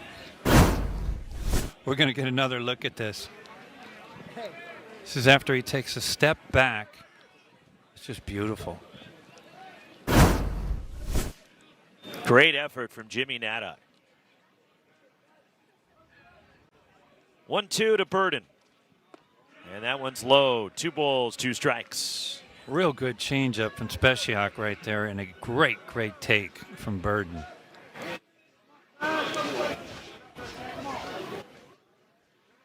Production from the bottom of the order for Cal tonight. Cal getting their 2 in the bottom of the second inning. And a full count on Burton now. Stanford took a 2-0 lead. Charlie Somm, 2-run homer in the top of the second, his 7th of the year.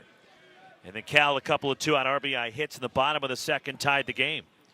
And Burton takes strike 3 called. He started cheating up the first baseline, thought it was low. And the strikeout looking for Speciak 2 away here in the last of the 6th. Well, if there's one thing home plate umpire Ryan Bleiberg has been tonight, it's consistent. And that pitch on the inside part of the zone has been a strike for both sides. We saw earlier in the game Malcolm Moore and Brandon Larson rung up on the same location pitch. Exactly the same. Dominic Smaldino takes ball 1. RBI single in the second. It was Burton and Smaldino had the RBI hits for Cal to tie it, then an unearned run for Stanford in the top of the 5th. The RBI for Jimmy Nadai giving the Cardinal the lead. Speciak the 1-0 to Smaldino. And it's 2-0, and Smaldino fills out that right-handed batter's box pretty well.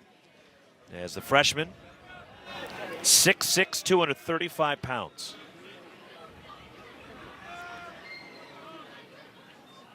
What are Takes we, a strike. 70, 80 feet away from him right now, and he still looks big. He hit his first college homer yesterday against San Jose State. 2-1. And that's in the dirt, 3-1 on Smaldino. But we've seen a revolving door at the DH spot. Smaldino's got some chance. Ryan Taman.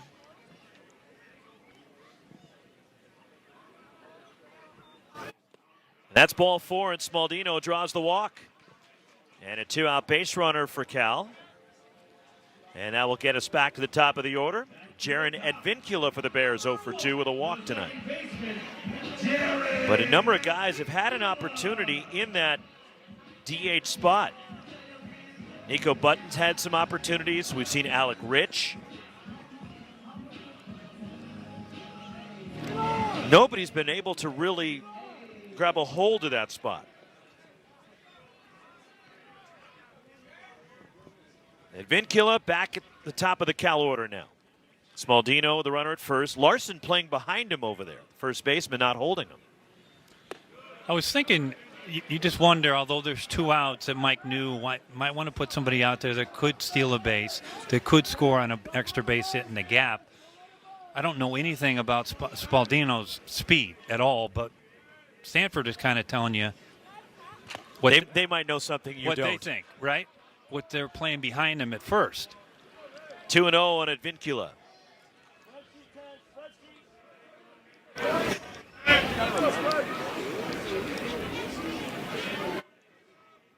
Speciak. That catches the outside edge. 2-1. It's a changeup from Speciak on a 2-0 count.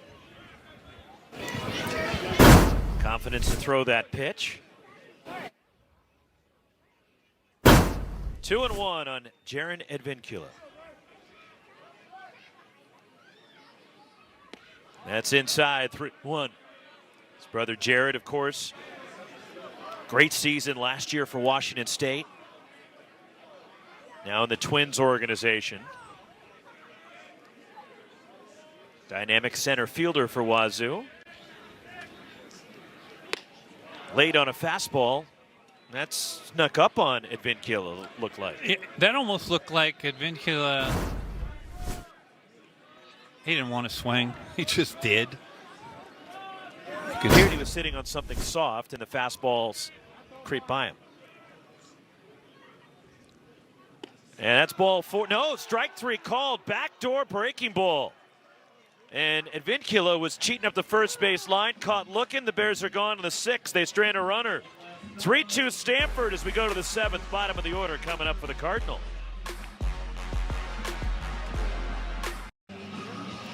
Well, a frustrated Jaron Advincula back to his second base position after he was caught looking. And the bottom of the 6th, then you can see why he's frustrated. He is, and we've talked about Ryan Bleiberg, home plate umpire. He's been consistent on the inside part, and if we're going to be honest here, that pitch is a ball. And it's going to be a ball 100 times out of 100 times. And Ryan, when he sees it, Ryan Bleiberg will say, yeah, I missed it. That's all. Bottom of the order for the Cardinal, Charlie Somm, who homered back in the 2nd, leading it off against Austin Turkington. And that is strike 1 from the Cal right-hander. Haskins and Hott to follow here in the Stanford 7th. But you take a look at the big picture, in the situation, that would have been 1st and 2nd with Mutsuritas coming up. 1-1 on Somm.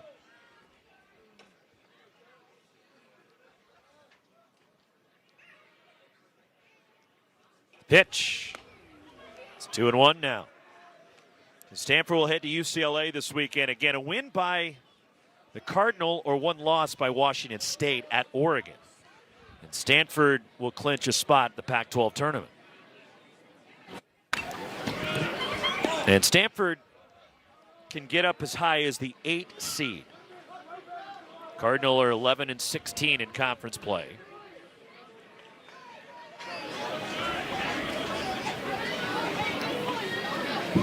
Turkington. 2-2 pitch. Somm on the ground to 3rd. Handled by Handren. Low throw to 1st and a nice stretch by Schultz for the out. And there's one away in the Stanford 7th.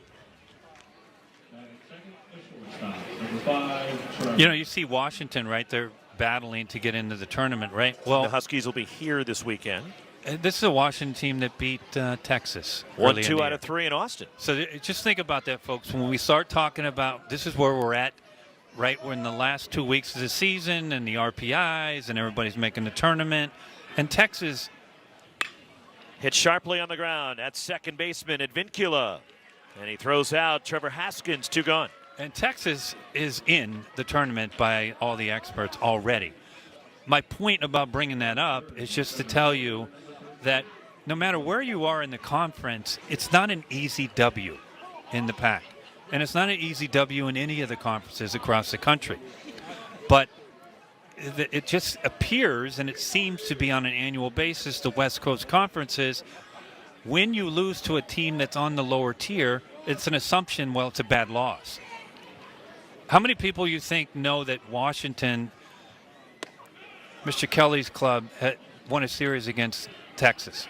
I knew it. Well, you did, I did, but how many outside of us on the West Coast that care about the game? They don't know. Ethan Hott 0 for 2 tonight. But and again, the RPI, for example, Arizona's, I believe, up to 29 today, maybe a little higher. 28. But, and I'm trying to figure it out because they have the #1 strength of schedule non-conference in the country. Number one. But Fouled off by Ethan Hott. You cannot figure it out at all. Now, they lost early in the year. They lost a real close game to Alabama, right?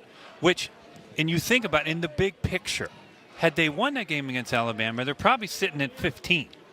That's how crazy the RPI is. Bounced over toward the Stanford dugout by Hott. Actually, that was subconscious. Called it what it should be called. R.I.P.? Just something. I said RP, but you want to R.I.P. the RPI? Something. Rip it. Yeah, rip it up. Boy, looked pretty good from Turkington. Just missed high, 1 and 2.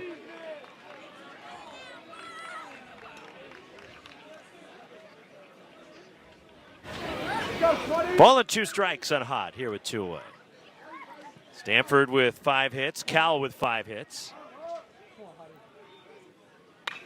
Another grounder spoiled foul right near Steve Rodriguez, coaching third for David Esker. No one envies being an umpire. It's a tough job. It really is. Your best ones, your best umpires will just point blank tell you when you come up, yeah, I missed it. And then you'll forget about it, and they'll forget about it. Andre Mercurio across the way at first for the Cardinal. 1-2. Low and outside. 2 balls, 2 strikes. But Arizona swept Louisiana Tech, right? And Louisiana Tech is up at the top of their conference. I'll give you this one. The Pac-12 by RPI is behind the Sun Belt. With all due respect to the Sun Belt, none of those clubs are coming here and winning this conference. And we know that. But that's where the RPI is. It's no disrespect to the Sun Belt. Just common sense. 3-2 pitch. There's a bouncer. Max Handren waits on a high hop. Rifles to first. The stretch and dig by Schultz. And a 1-2-3 inning for Turkington. Time to stand and stretch in Berkeley. We're going to the last of the 7th.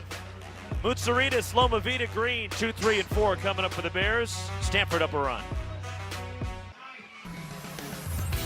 Pac-12 baseball is presented by Rawlings. Champions choose Rawlings. You got a giveaway going on at the yard here. Everybody's screaming. Throw it to me. What are they throwing in? T-shirts. Oh, look at her. There's a happy youngster. PJ Mutsaritas, Caleb Loma Vita, Rodney Green Jr. in the home 7th for Cal. 3-2 Stanford. How about the brother? He's having none of it. He's just like, well, okay. Yeah, I know. Sis got it. Not me. Mutsaritas 0 for 3. And Ryan Speciak delivers ball 1.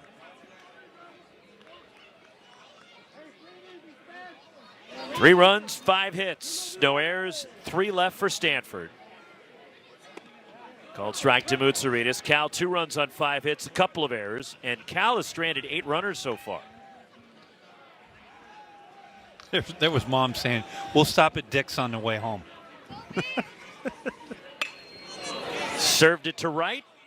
Jimmy Nadai breaking over toward the line. Jimmy's saying, that's a piece of cake. Give me something hard. After last inning's catch. 1 away for Caleb Loma Vita. 3 ground outs tonight, 0 for 3.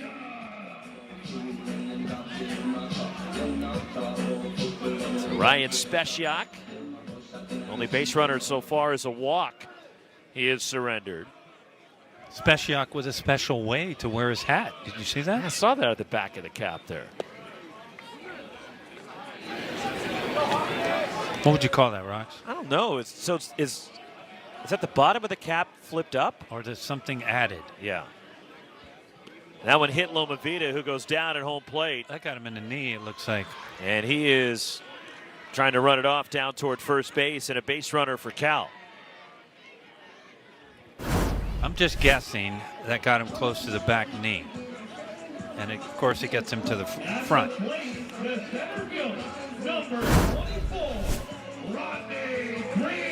You know, for base stealers, this is the best time for them to go, because you always inherently think, well, they just got drilled, they're not going to go anywhere.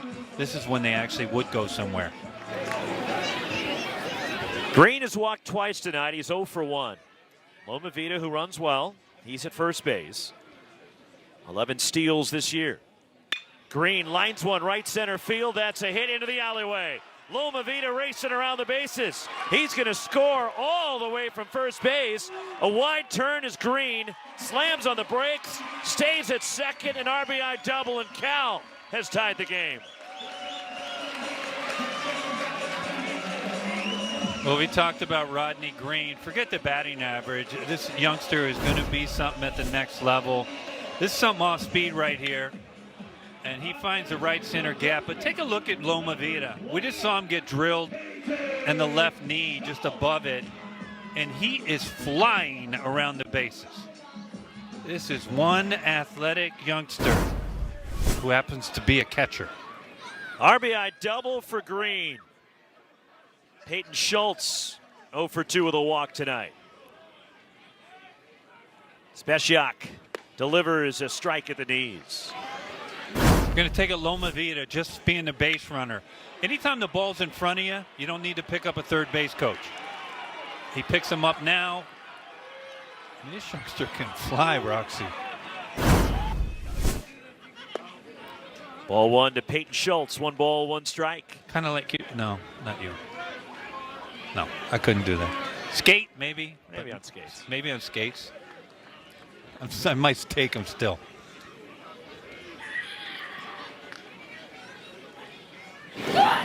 Here comes the 1-1. Swing and a ball looped into shallow center. Coming in is hot. He dives, can't make the catch. Gets by him. Green had to hold. They're sending him now. The throw is offline at second base. Green scores. Schultz in at second, and Cal is taking the lead. The gamble by Ethan Hott in center, and the ball skipped by him. It is. And what's interesting, as Ethan Hott, he dives for this ball, and it's backed up by Court McDonald.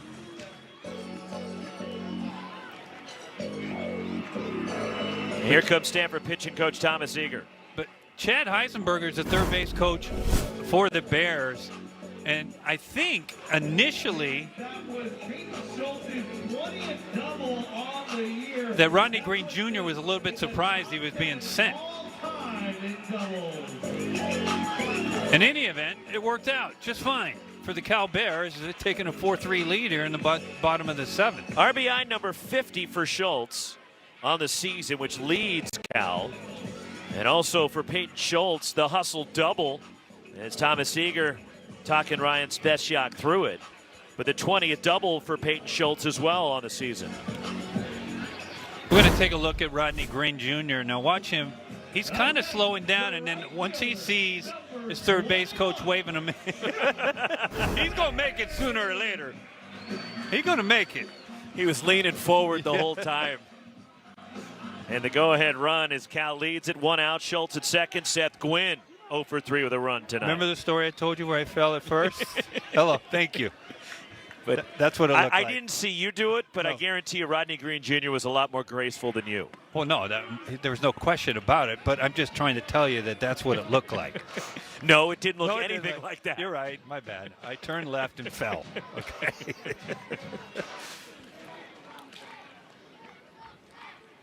Couple of runs for Cal to take the lead here in the bottom of the 7th. And it gets through Malcolm Moore. On to third goes Schultz. Yeah, Malcolm will probably tell you if you asked him, that's just me, that's my bad. That's a breaking pitch that he just tries to backhand rather than get over in front of. We'll get a look at it. He needs to move, just move. And again, this is part of they call it the one knee down kind of stuff. You can argue, debate it. Nobody's ever going to convince me you're not more athletic laterally on two. And that's a perfect example right there. That's Stanford pulling the infield in with one out, the runner at third, trying to choke off the run. Schultz the runner. And Gwynn fouls it straight back, 2-1. But, you know, Mike Piazza came out on X or Twitter, or whatever you want to call it, recently, last couple of days, and said, hey, you can do this one knee, but not all the time. There are different times you can do it. It doesn't mean you can't do it both. Runner third with less than 2 outs. Inside to Gwynn. So the wild pitch advancing Peyton Schultz. 3-1 on Gwynn. Max Handren is on deck for Cal. No activity in the Stanford bullpen. So the infield up for the Cardinal. And Gwynn bounces it foul.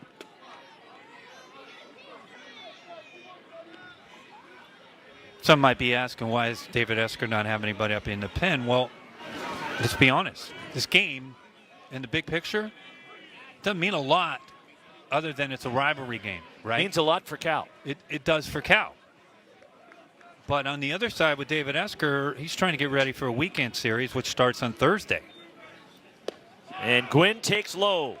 And he draws the walk. Ball 4. Runners at the corners. And that's 4 straight Bears that have reached. Handren coming up. And the other thing that David Esker has a taxed pitching staff right now is both these teams just got done playing 3-game series. But Arizona State put up double-digit runs in each of the 3 games. And right. Stanford ran through a myriad of pitchers. Now with 1 out,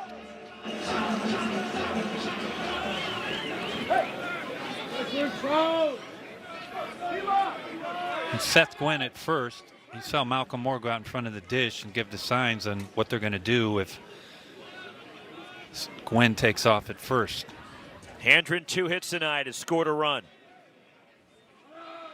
Runner goes from first and a pitch in the dirt. It's ball 1 and a steal for Gwynn. Now let's see what the Cardinal elect to do with Handren here. I mean, we've seen Handren hit the ball everywhere. If you're Cal right now, you love Handren hitting in this situation, second and third and less than 2 outs. He can hit the ball anywhere. Ben Reimer is now up in the bullpen for Stanford. Second and third, big swing and a miss by Handren. Good off-speed pitch by Speciak. You see Handren give a little smile like.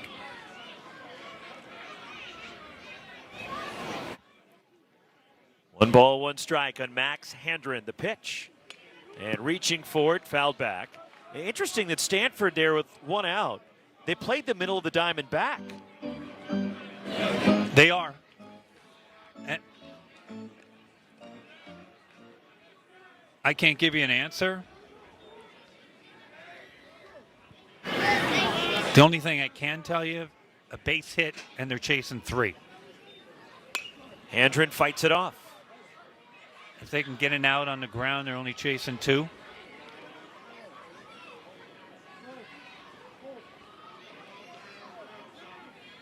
Then the other thing comes in the equation, well, if you put Handren on, can you double up Burton, who's on deck? Speciak from the windup. And again, the 1-2 to Max Handren. And that's down and in. 2 balls, 2 strikes. Of course, you're not going to put him on once you get ahead 2 strikes, but it's a part of the thinking process, right?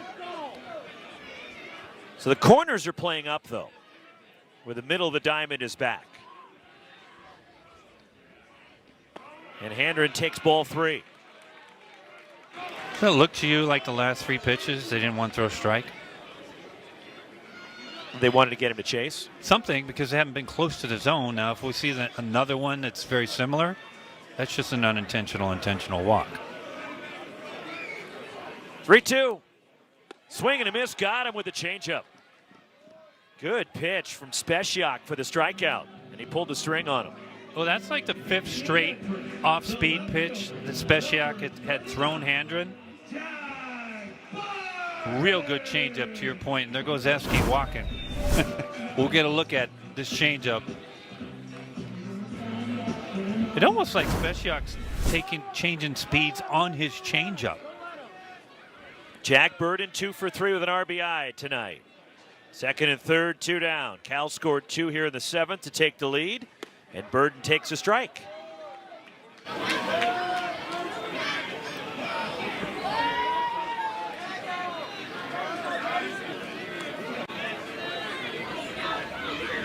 One strike pitch. Burton skies it, slicing. Foul down the left field side, and did he hang on? He did. What a catch. Court McDonald over near that short fence in the Stanford bullpen. Boy, what a play. We've seen some outstanding outfield defense from Stanford tonight. Cal with a 4-3 lead, top of the order for the Cardinals. We head to the 8th.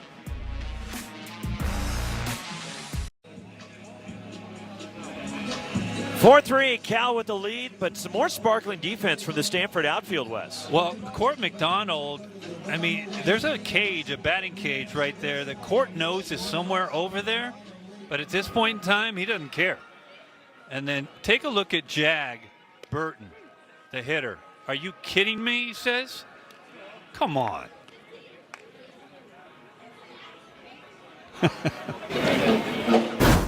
So Cal up 4-3. They go to the bullpen after 2 1/3 outstanding innings from Austin Turkington. Now it's the freshman Oliver Boone out of the pen for Cal here to start the 8th against the top of the order, as Boone, the 6'4" right-hander from North Hollywood.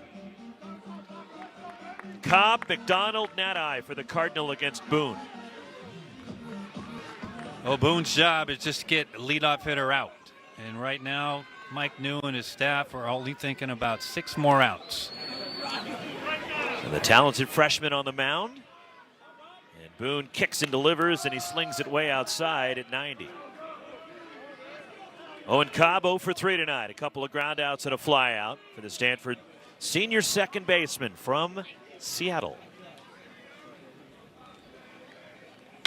There's a chopper to short. P.J. Moutsouridis rifles to first. Cobb retired, out number 1. Have I said this before, that P.J. Moutsouridis is very impressive with his arm? I mean, just amazing find that Mike New has up the middle with these 2 freshmen. But P.J.'s arm is a plus arm. Gordon McDonald has scored a run tonight. He's 1 for 3. As Boone misses down low with the slider for ball 1. Now you think about that pitch right there, right? So Cobb swung at first pitch, right? Well, the next pitch you know they're going to take, no matter what. But they threw a slider. Doesn't mean they can't. But conventional wisdom would think, hey, all right, you know they're going to take, so let's just get ahead with a fastball. 2-0 pitch to McDonald. And Boone darts the outside corner. 2 balls, 1 strike on McDonald. Made that terrific catch in foul ground to end the bottom of the 7th out near the Stanford pen. Fouled back. So Cardinal down to L.A. this weekend to wrap up the regular season. Thursday, Friday, Saturday at Jackie Robinson Stadium. And California will be here against the Huskies. Washington comes down to play the Bears. 2-2. Strike 3 called. Backdoor breaking ball. Catches McDonald looking. Well, Oliver Boone has got like a 3/4, almost. I mean, his arm slot is about the 3/4, but it's like he drops down on this slide piece. Court McDonald didn't like it. It's a good pitch. Ryan Blybe, he did. Here's Jimmy Nadai. RBI in the 5th, 1 for 2. He's also walked tonight. Fouled straight back by Jimmy Nadai. We talked about how upside down the preseason predictions are and actually the conference is. And you think about UCLA and John Savage, right? One of the best ever to do it in a conference. And this is an anomaly deluxe for the UCLA Bruins. There were so many expectations, at least outside, for Stanford this year, but if you broke it down, what Stanford lost from a year ago? Well, you take a look at the standings here, but what the Cardinal lost, literally, you know, I wasn't joking around in the open when I said they lost a single-A team, because that's what they did. I mean, you think about who they lost. Tommy Troy. You lost the player of the year in the league in Alberto Rios. You lost the pitcher of the year in Quinn Matthews. Tommy Troy. Who was an absolute warrior for Stanford. #1 pick in Troy. Yep. You lost your first baseman. Carter Graham. You lost Eddie Park. You lost Bowser. You lost Drew Bowser. Drew Bowser. You lost Braden Montgomery, who went to Texas A&M. Then you lost valuable members of your Eddie bullpen. Park. Eddie Park, your leadoff guy. Yeah. Bruno, Panther, plus Montgomery pitched for you. Strike 3 called. Boone catches. Nada looking. 1, 2, 3 go the Cardinal in the 8th. We're on the last of the 8th inning. Cal up 4-3.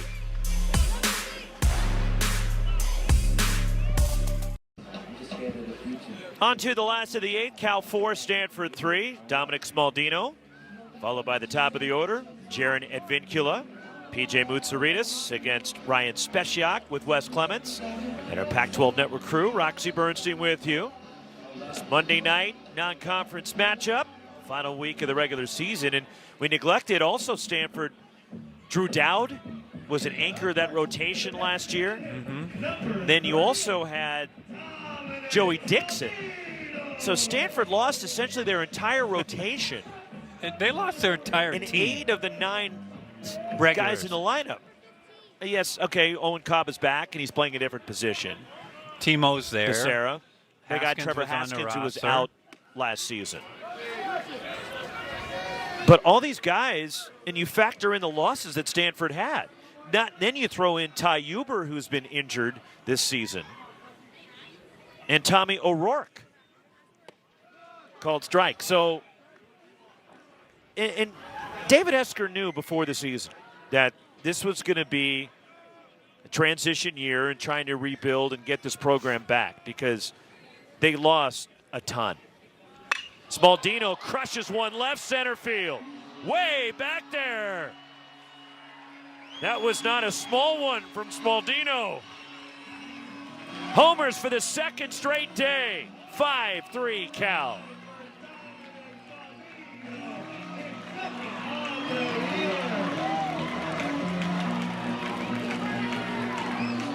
You know how that ball was hammered?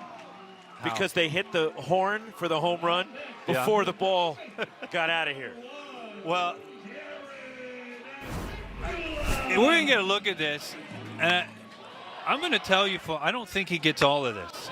I'm just going to tell you, I don't think Smaldino gets all of this. He's just that strong. But I thought the look in Court McDonald, Stanford's left fielder, was a beautiful one. He took literally a half a step and just stopped.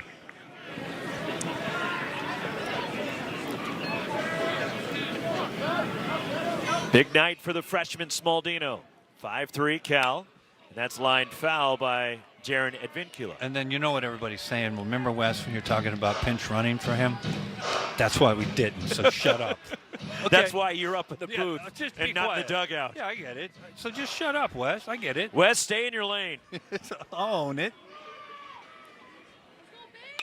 Slap foul by Advincula. 0 for 3 with a walk tonight. Let's take a look at Advincula. Last time, if you weren't with this, he got rung up on a pitch that was a ball, got very frustrated. Freshman, let's just see how he handles this at bat. Grounded past the bag, foul. Over at third base. Such a talent. Right near Chad Heiberger, coach in third.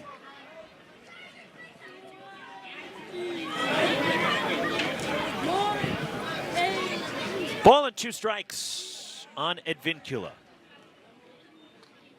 And he chased one in the dirt, but it gets away from Moore. And as Advincula reaches on the strikeout wild pitch. Everybody clap your hands. I initially thought it was a foul ball, but it doesn't. I mean, and again, what we see, right? We saw the reaching from Malcolm Moore rather than just dropping 2 legs. And you can scream and yell at me all you want. It's just with 2 strikes, it's very difficult to block balls when you're reaching. P.J. Mutsaritas 0 for 4. Advincula the runner at first. Ryan Speciak popped up the bunt. It goes over the screen. Oh, went in the booth here, Ross. Off to our right. Caught him by surprise. They weren't ready for it. They weren't. Oh, Craig, don't point over at them. You were looking down too. Come on, Craig. Cal marketing team up here in the booth. Runner goes, reaching for it, and a foul at the plate. Advincula will go back to first.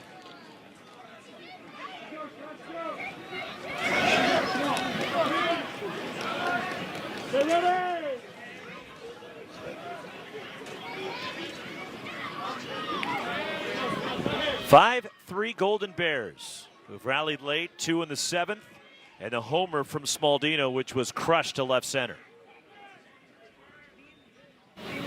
Swing and a miss, elevating a fastball. Mutsaritas down swinging. 3rd time he struck out tonight. And there's 1 away in the 8th, and here comes Caleb Lomavita. Yeah, Speciak going up the ladder right there. And I will say this. You're Advincula at first base, and you can run. But when you see a catcher put the glove up, you're not going anywhere because you know it's a fastball up out of zone, right?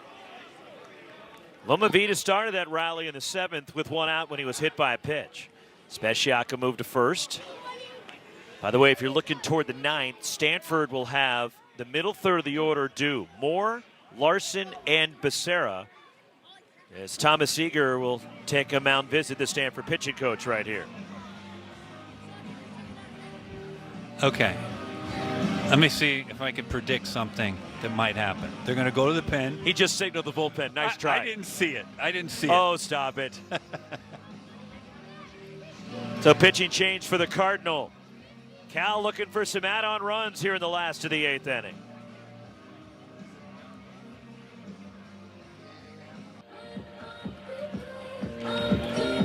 New pitcher is senior righty from Wellington, Florida, Jaden Bruno. His brother Ryan Bruno, outstanding pitcher, his twin. He's a member of the Cardinal, drafted in the 7th round by the Diamondbacks last June. So Jaden Bruno hadn't pitched much up until this season. And Bruno's 3rd appearance, and in 3 innings this year, he has 3 strikeouts, has not allowed a run. He's yielded just 2 hits, and he's walked a couple of guys. So Bruno comes in with 1 out here in the home half of the 8th. Advincula the runner at first, and Caleb Lomavita coming up for the Bears. Well, it's a good spot, obviously, for the Bears. You have Advincula at first base, who can fly. Who? What's his name? Advan. Come on, say it. Jaron Advincula. Advincula. Okay. That's what I said. No, you did. So you got Advincula first, who What? can fly. You want to take the marbles out of your No, mouth? I'm just say Jared, okay? Jaron. Jaron, you have it first, who can fly. And you see him number 1 there in your picture. And you got Caleb at the dish right here. So if do they send and let Jared steal second base and open up first base, or do they make him stay right there? Keep in mind, Schultz is behind, Rodney Green Jr. is behind Lomavita, and then Schultz is behind Rodney Green Jr. If you're asking me, you don't take a part of your offense away. You already got a 2-run lead. So Bruno finishing up his warm-up tosses. Advincula.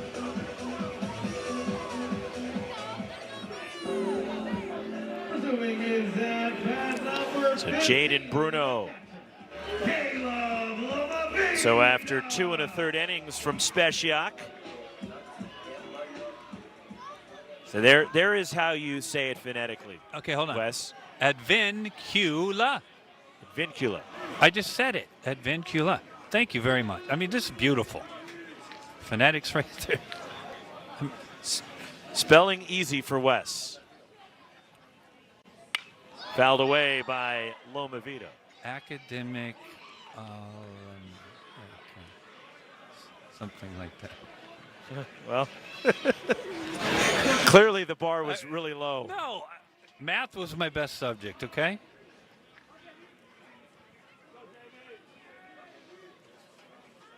One strike pitch. Runner goes, throw to second for more, and not in time. A steal for Jaron Advincula.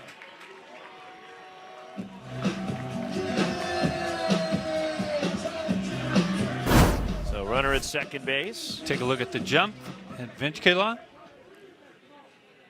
And they're very easy.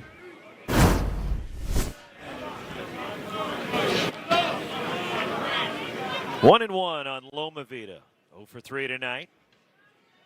Bruno. That ball lifted out toward left center field, and it drops in front of Ethan Hott. They're going to hold Advincula at third. And Loma Vida with a single, and Cal threatening for more. Well, it's a good read by Advincula at second base. Caleb doesn't hit this ball hard. In fact, he gets jammed a little bit. Ethan Hott just froze initially, and it's the toughest ball to read. But with no outs, the Bears are in big-time position, right? Excuse me, with one out, first and third, and Rodney Green Jr. is going to be very difficult to double up, especially with Owen Cobb playing right field, basically.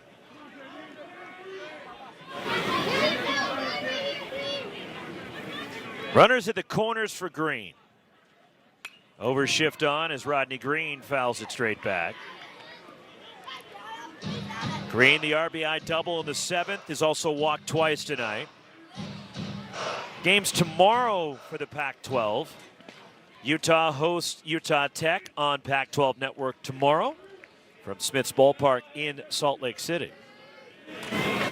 Trying to bounce back after losing 2 out of 3. Loma Vida running, no throw for more. Loma Vida had a great jump, and even if Malcolm Moore was able to grip it, not sure he would have gotten Caleb Loma Vida. Well, we take a look at Loma Vida's jump. He takes a peek in. There was no chance, to your point, Rocks.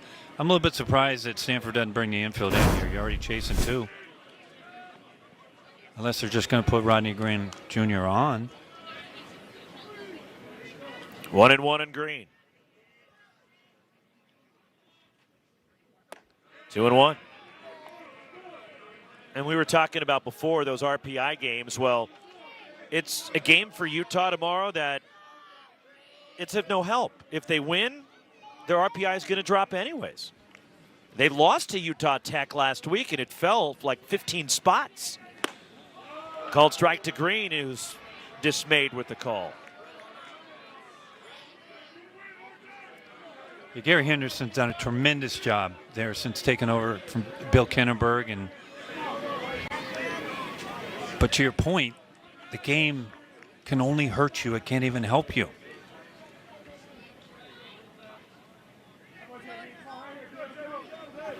But the loss hurts you more. Yeah. And then tomorrow on the road, USC is at Portland. Or correction, USC is at Gonzaga tomorrow. Bruno, the 2-2 to Green.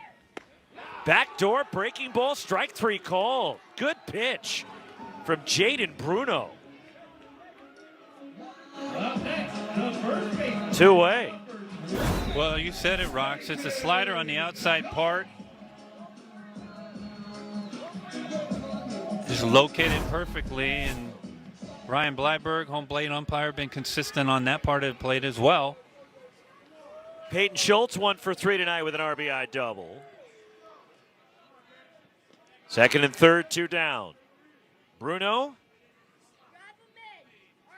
The pitch. Fouled away by Schultz. So USC is at Gonzaga.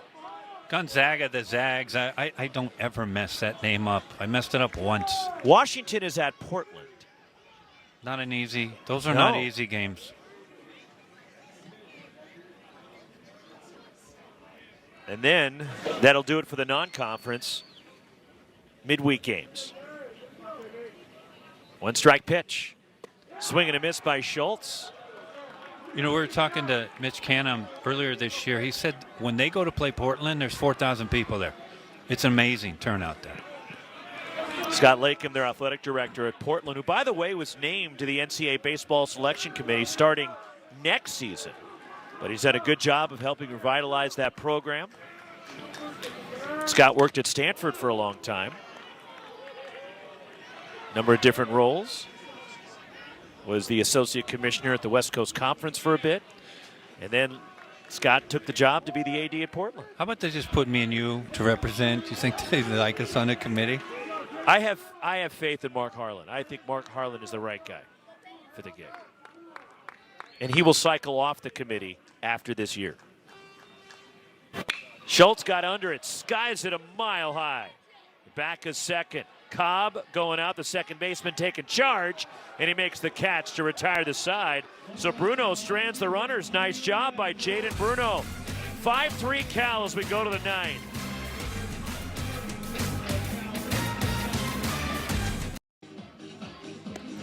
Cal 5, Stanford 3.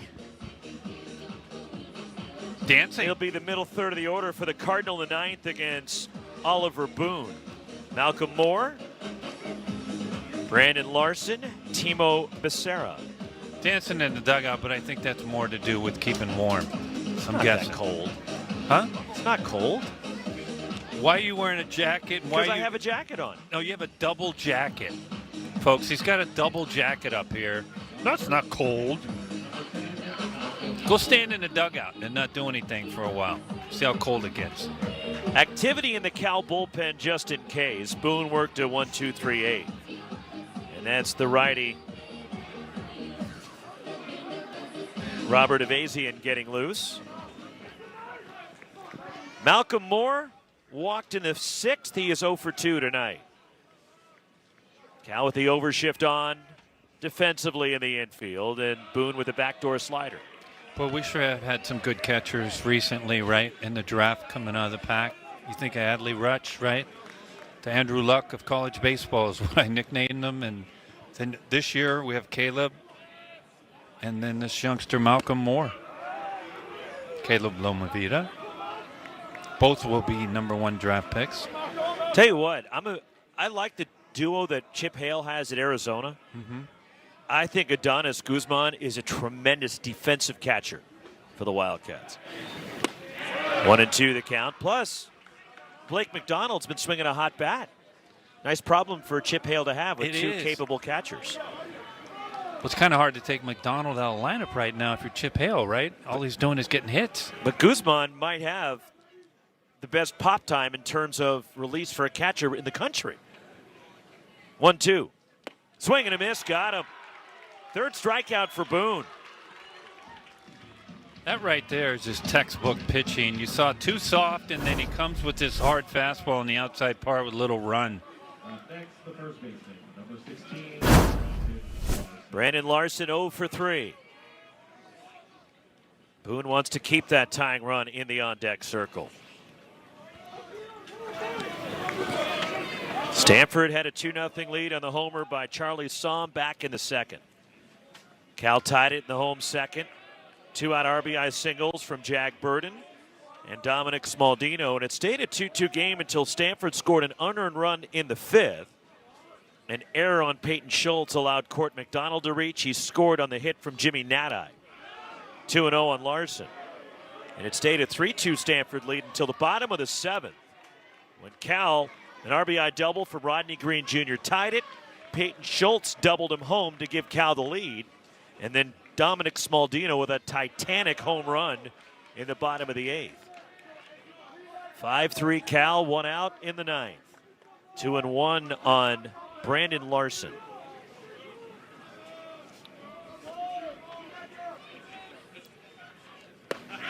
Runs it in there. It's 2-2.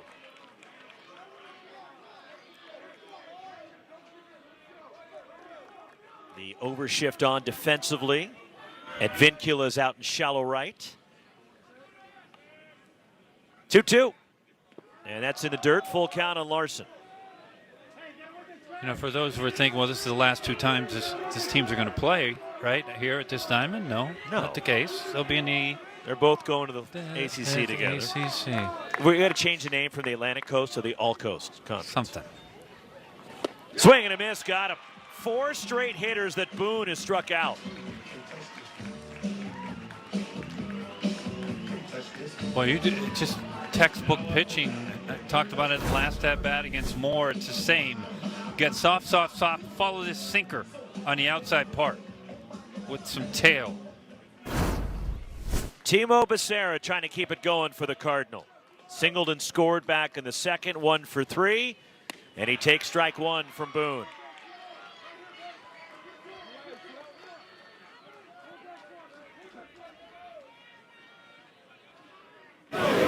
This is the 5th and final regular season meeting.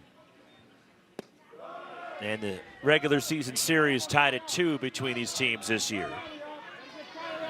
Stanford won 2 out of 3 in the weekend series on the farm. Early in the season, Cal a 5-0 shutout of Stanford here.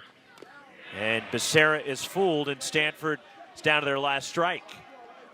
Now Becerra just trying to keep this game alive and pass it on to Charlie Somm, who's got the 2-run home run for the Cardinal.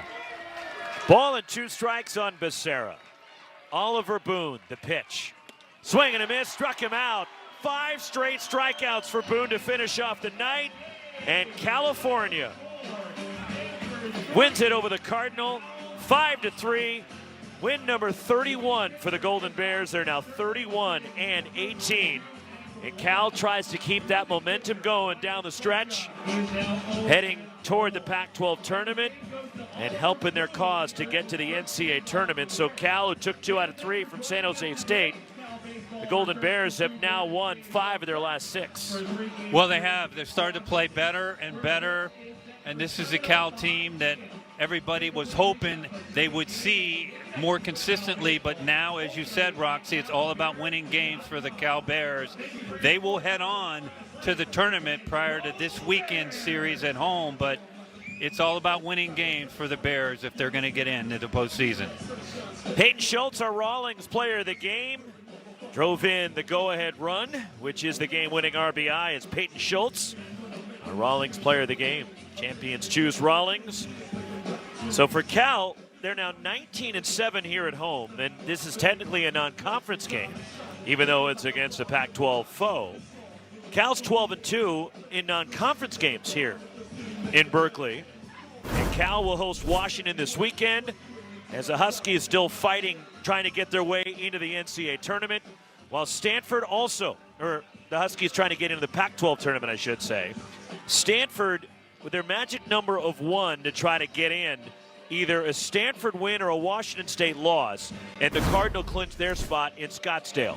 But Cal, a much-needed win, trying to help their cause, and a solid win over Stanford tonight. Well, you take a look at this Cal team and you go, hey, could they win the Pac-12 tournament? And the answer is yes. We saw an Arizona team last year finish 7th in the conference, or 6th, I believe, get to the championship game. This Cal team does have that potential, Roxy. So the Bears are trying to finish strong, and another win for California. For my partner, Wes Clements, and our Pac-12 Network crew, Roxy Bernstein from Berkeley, Cal 5, Stanford 3. So long from Evans Diamond.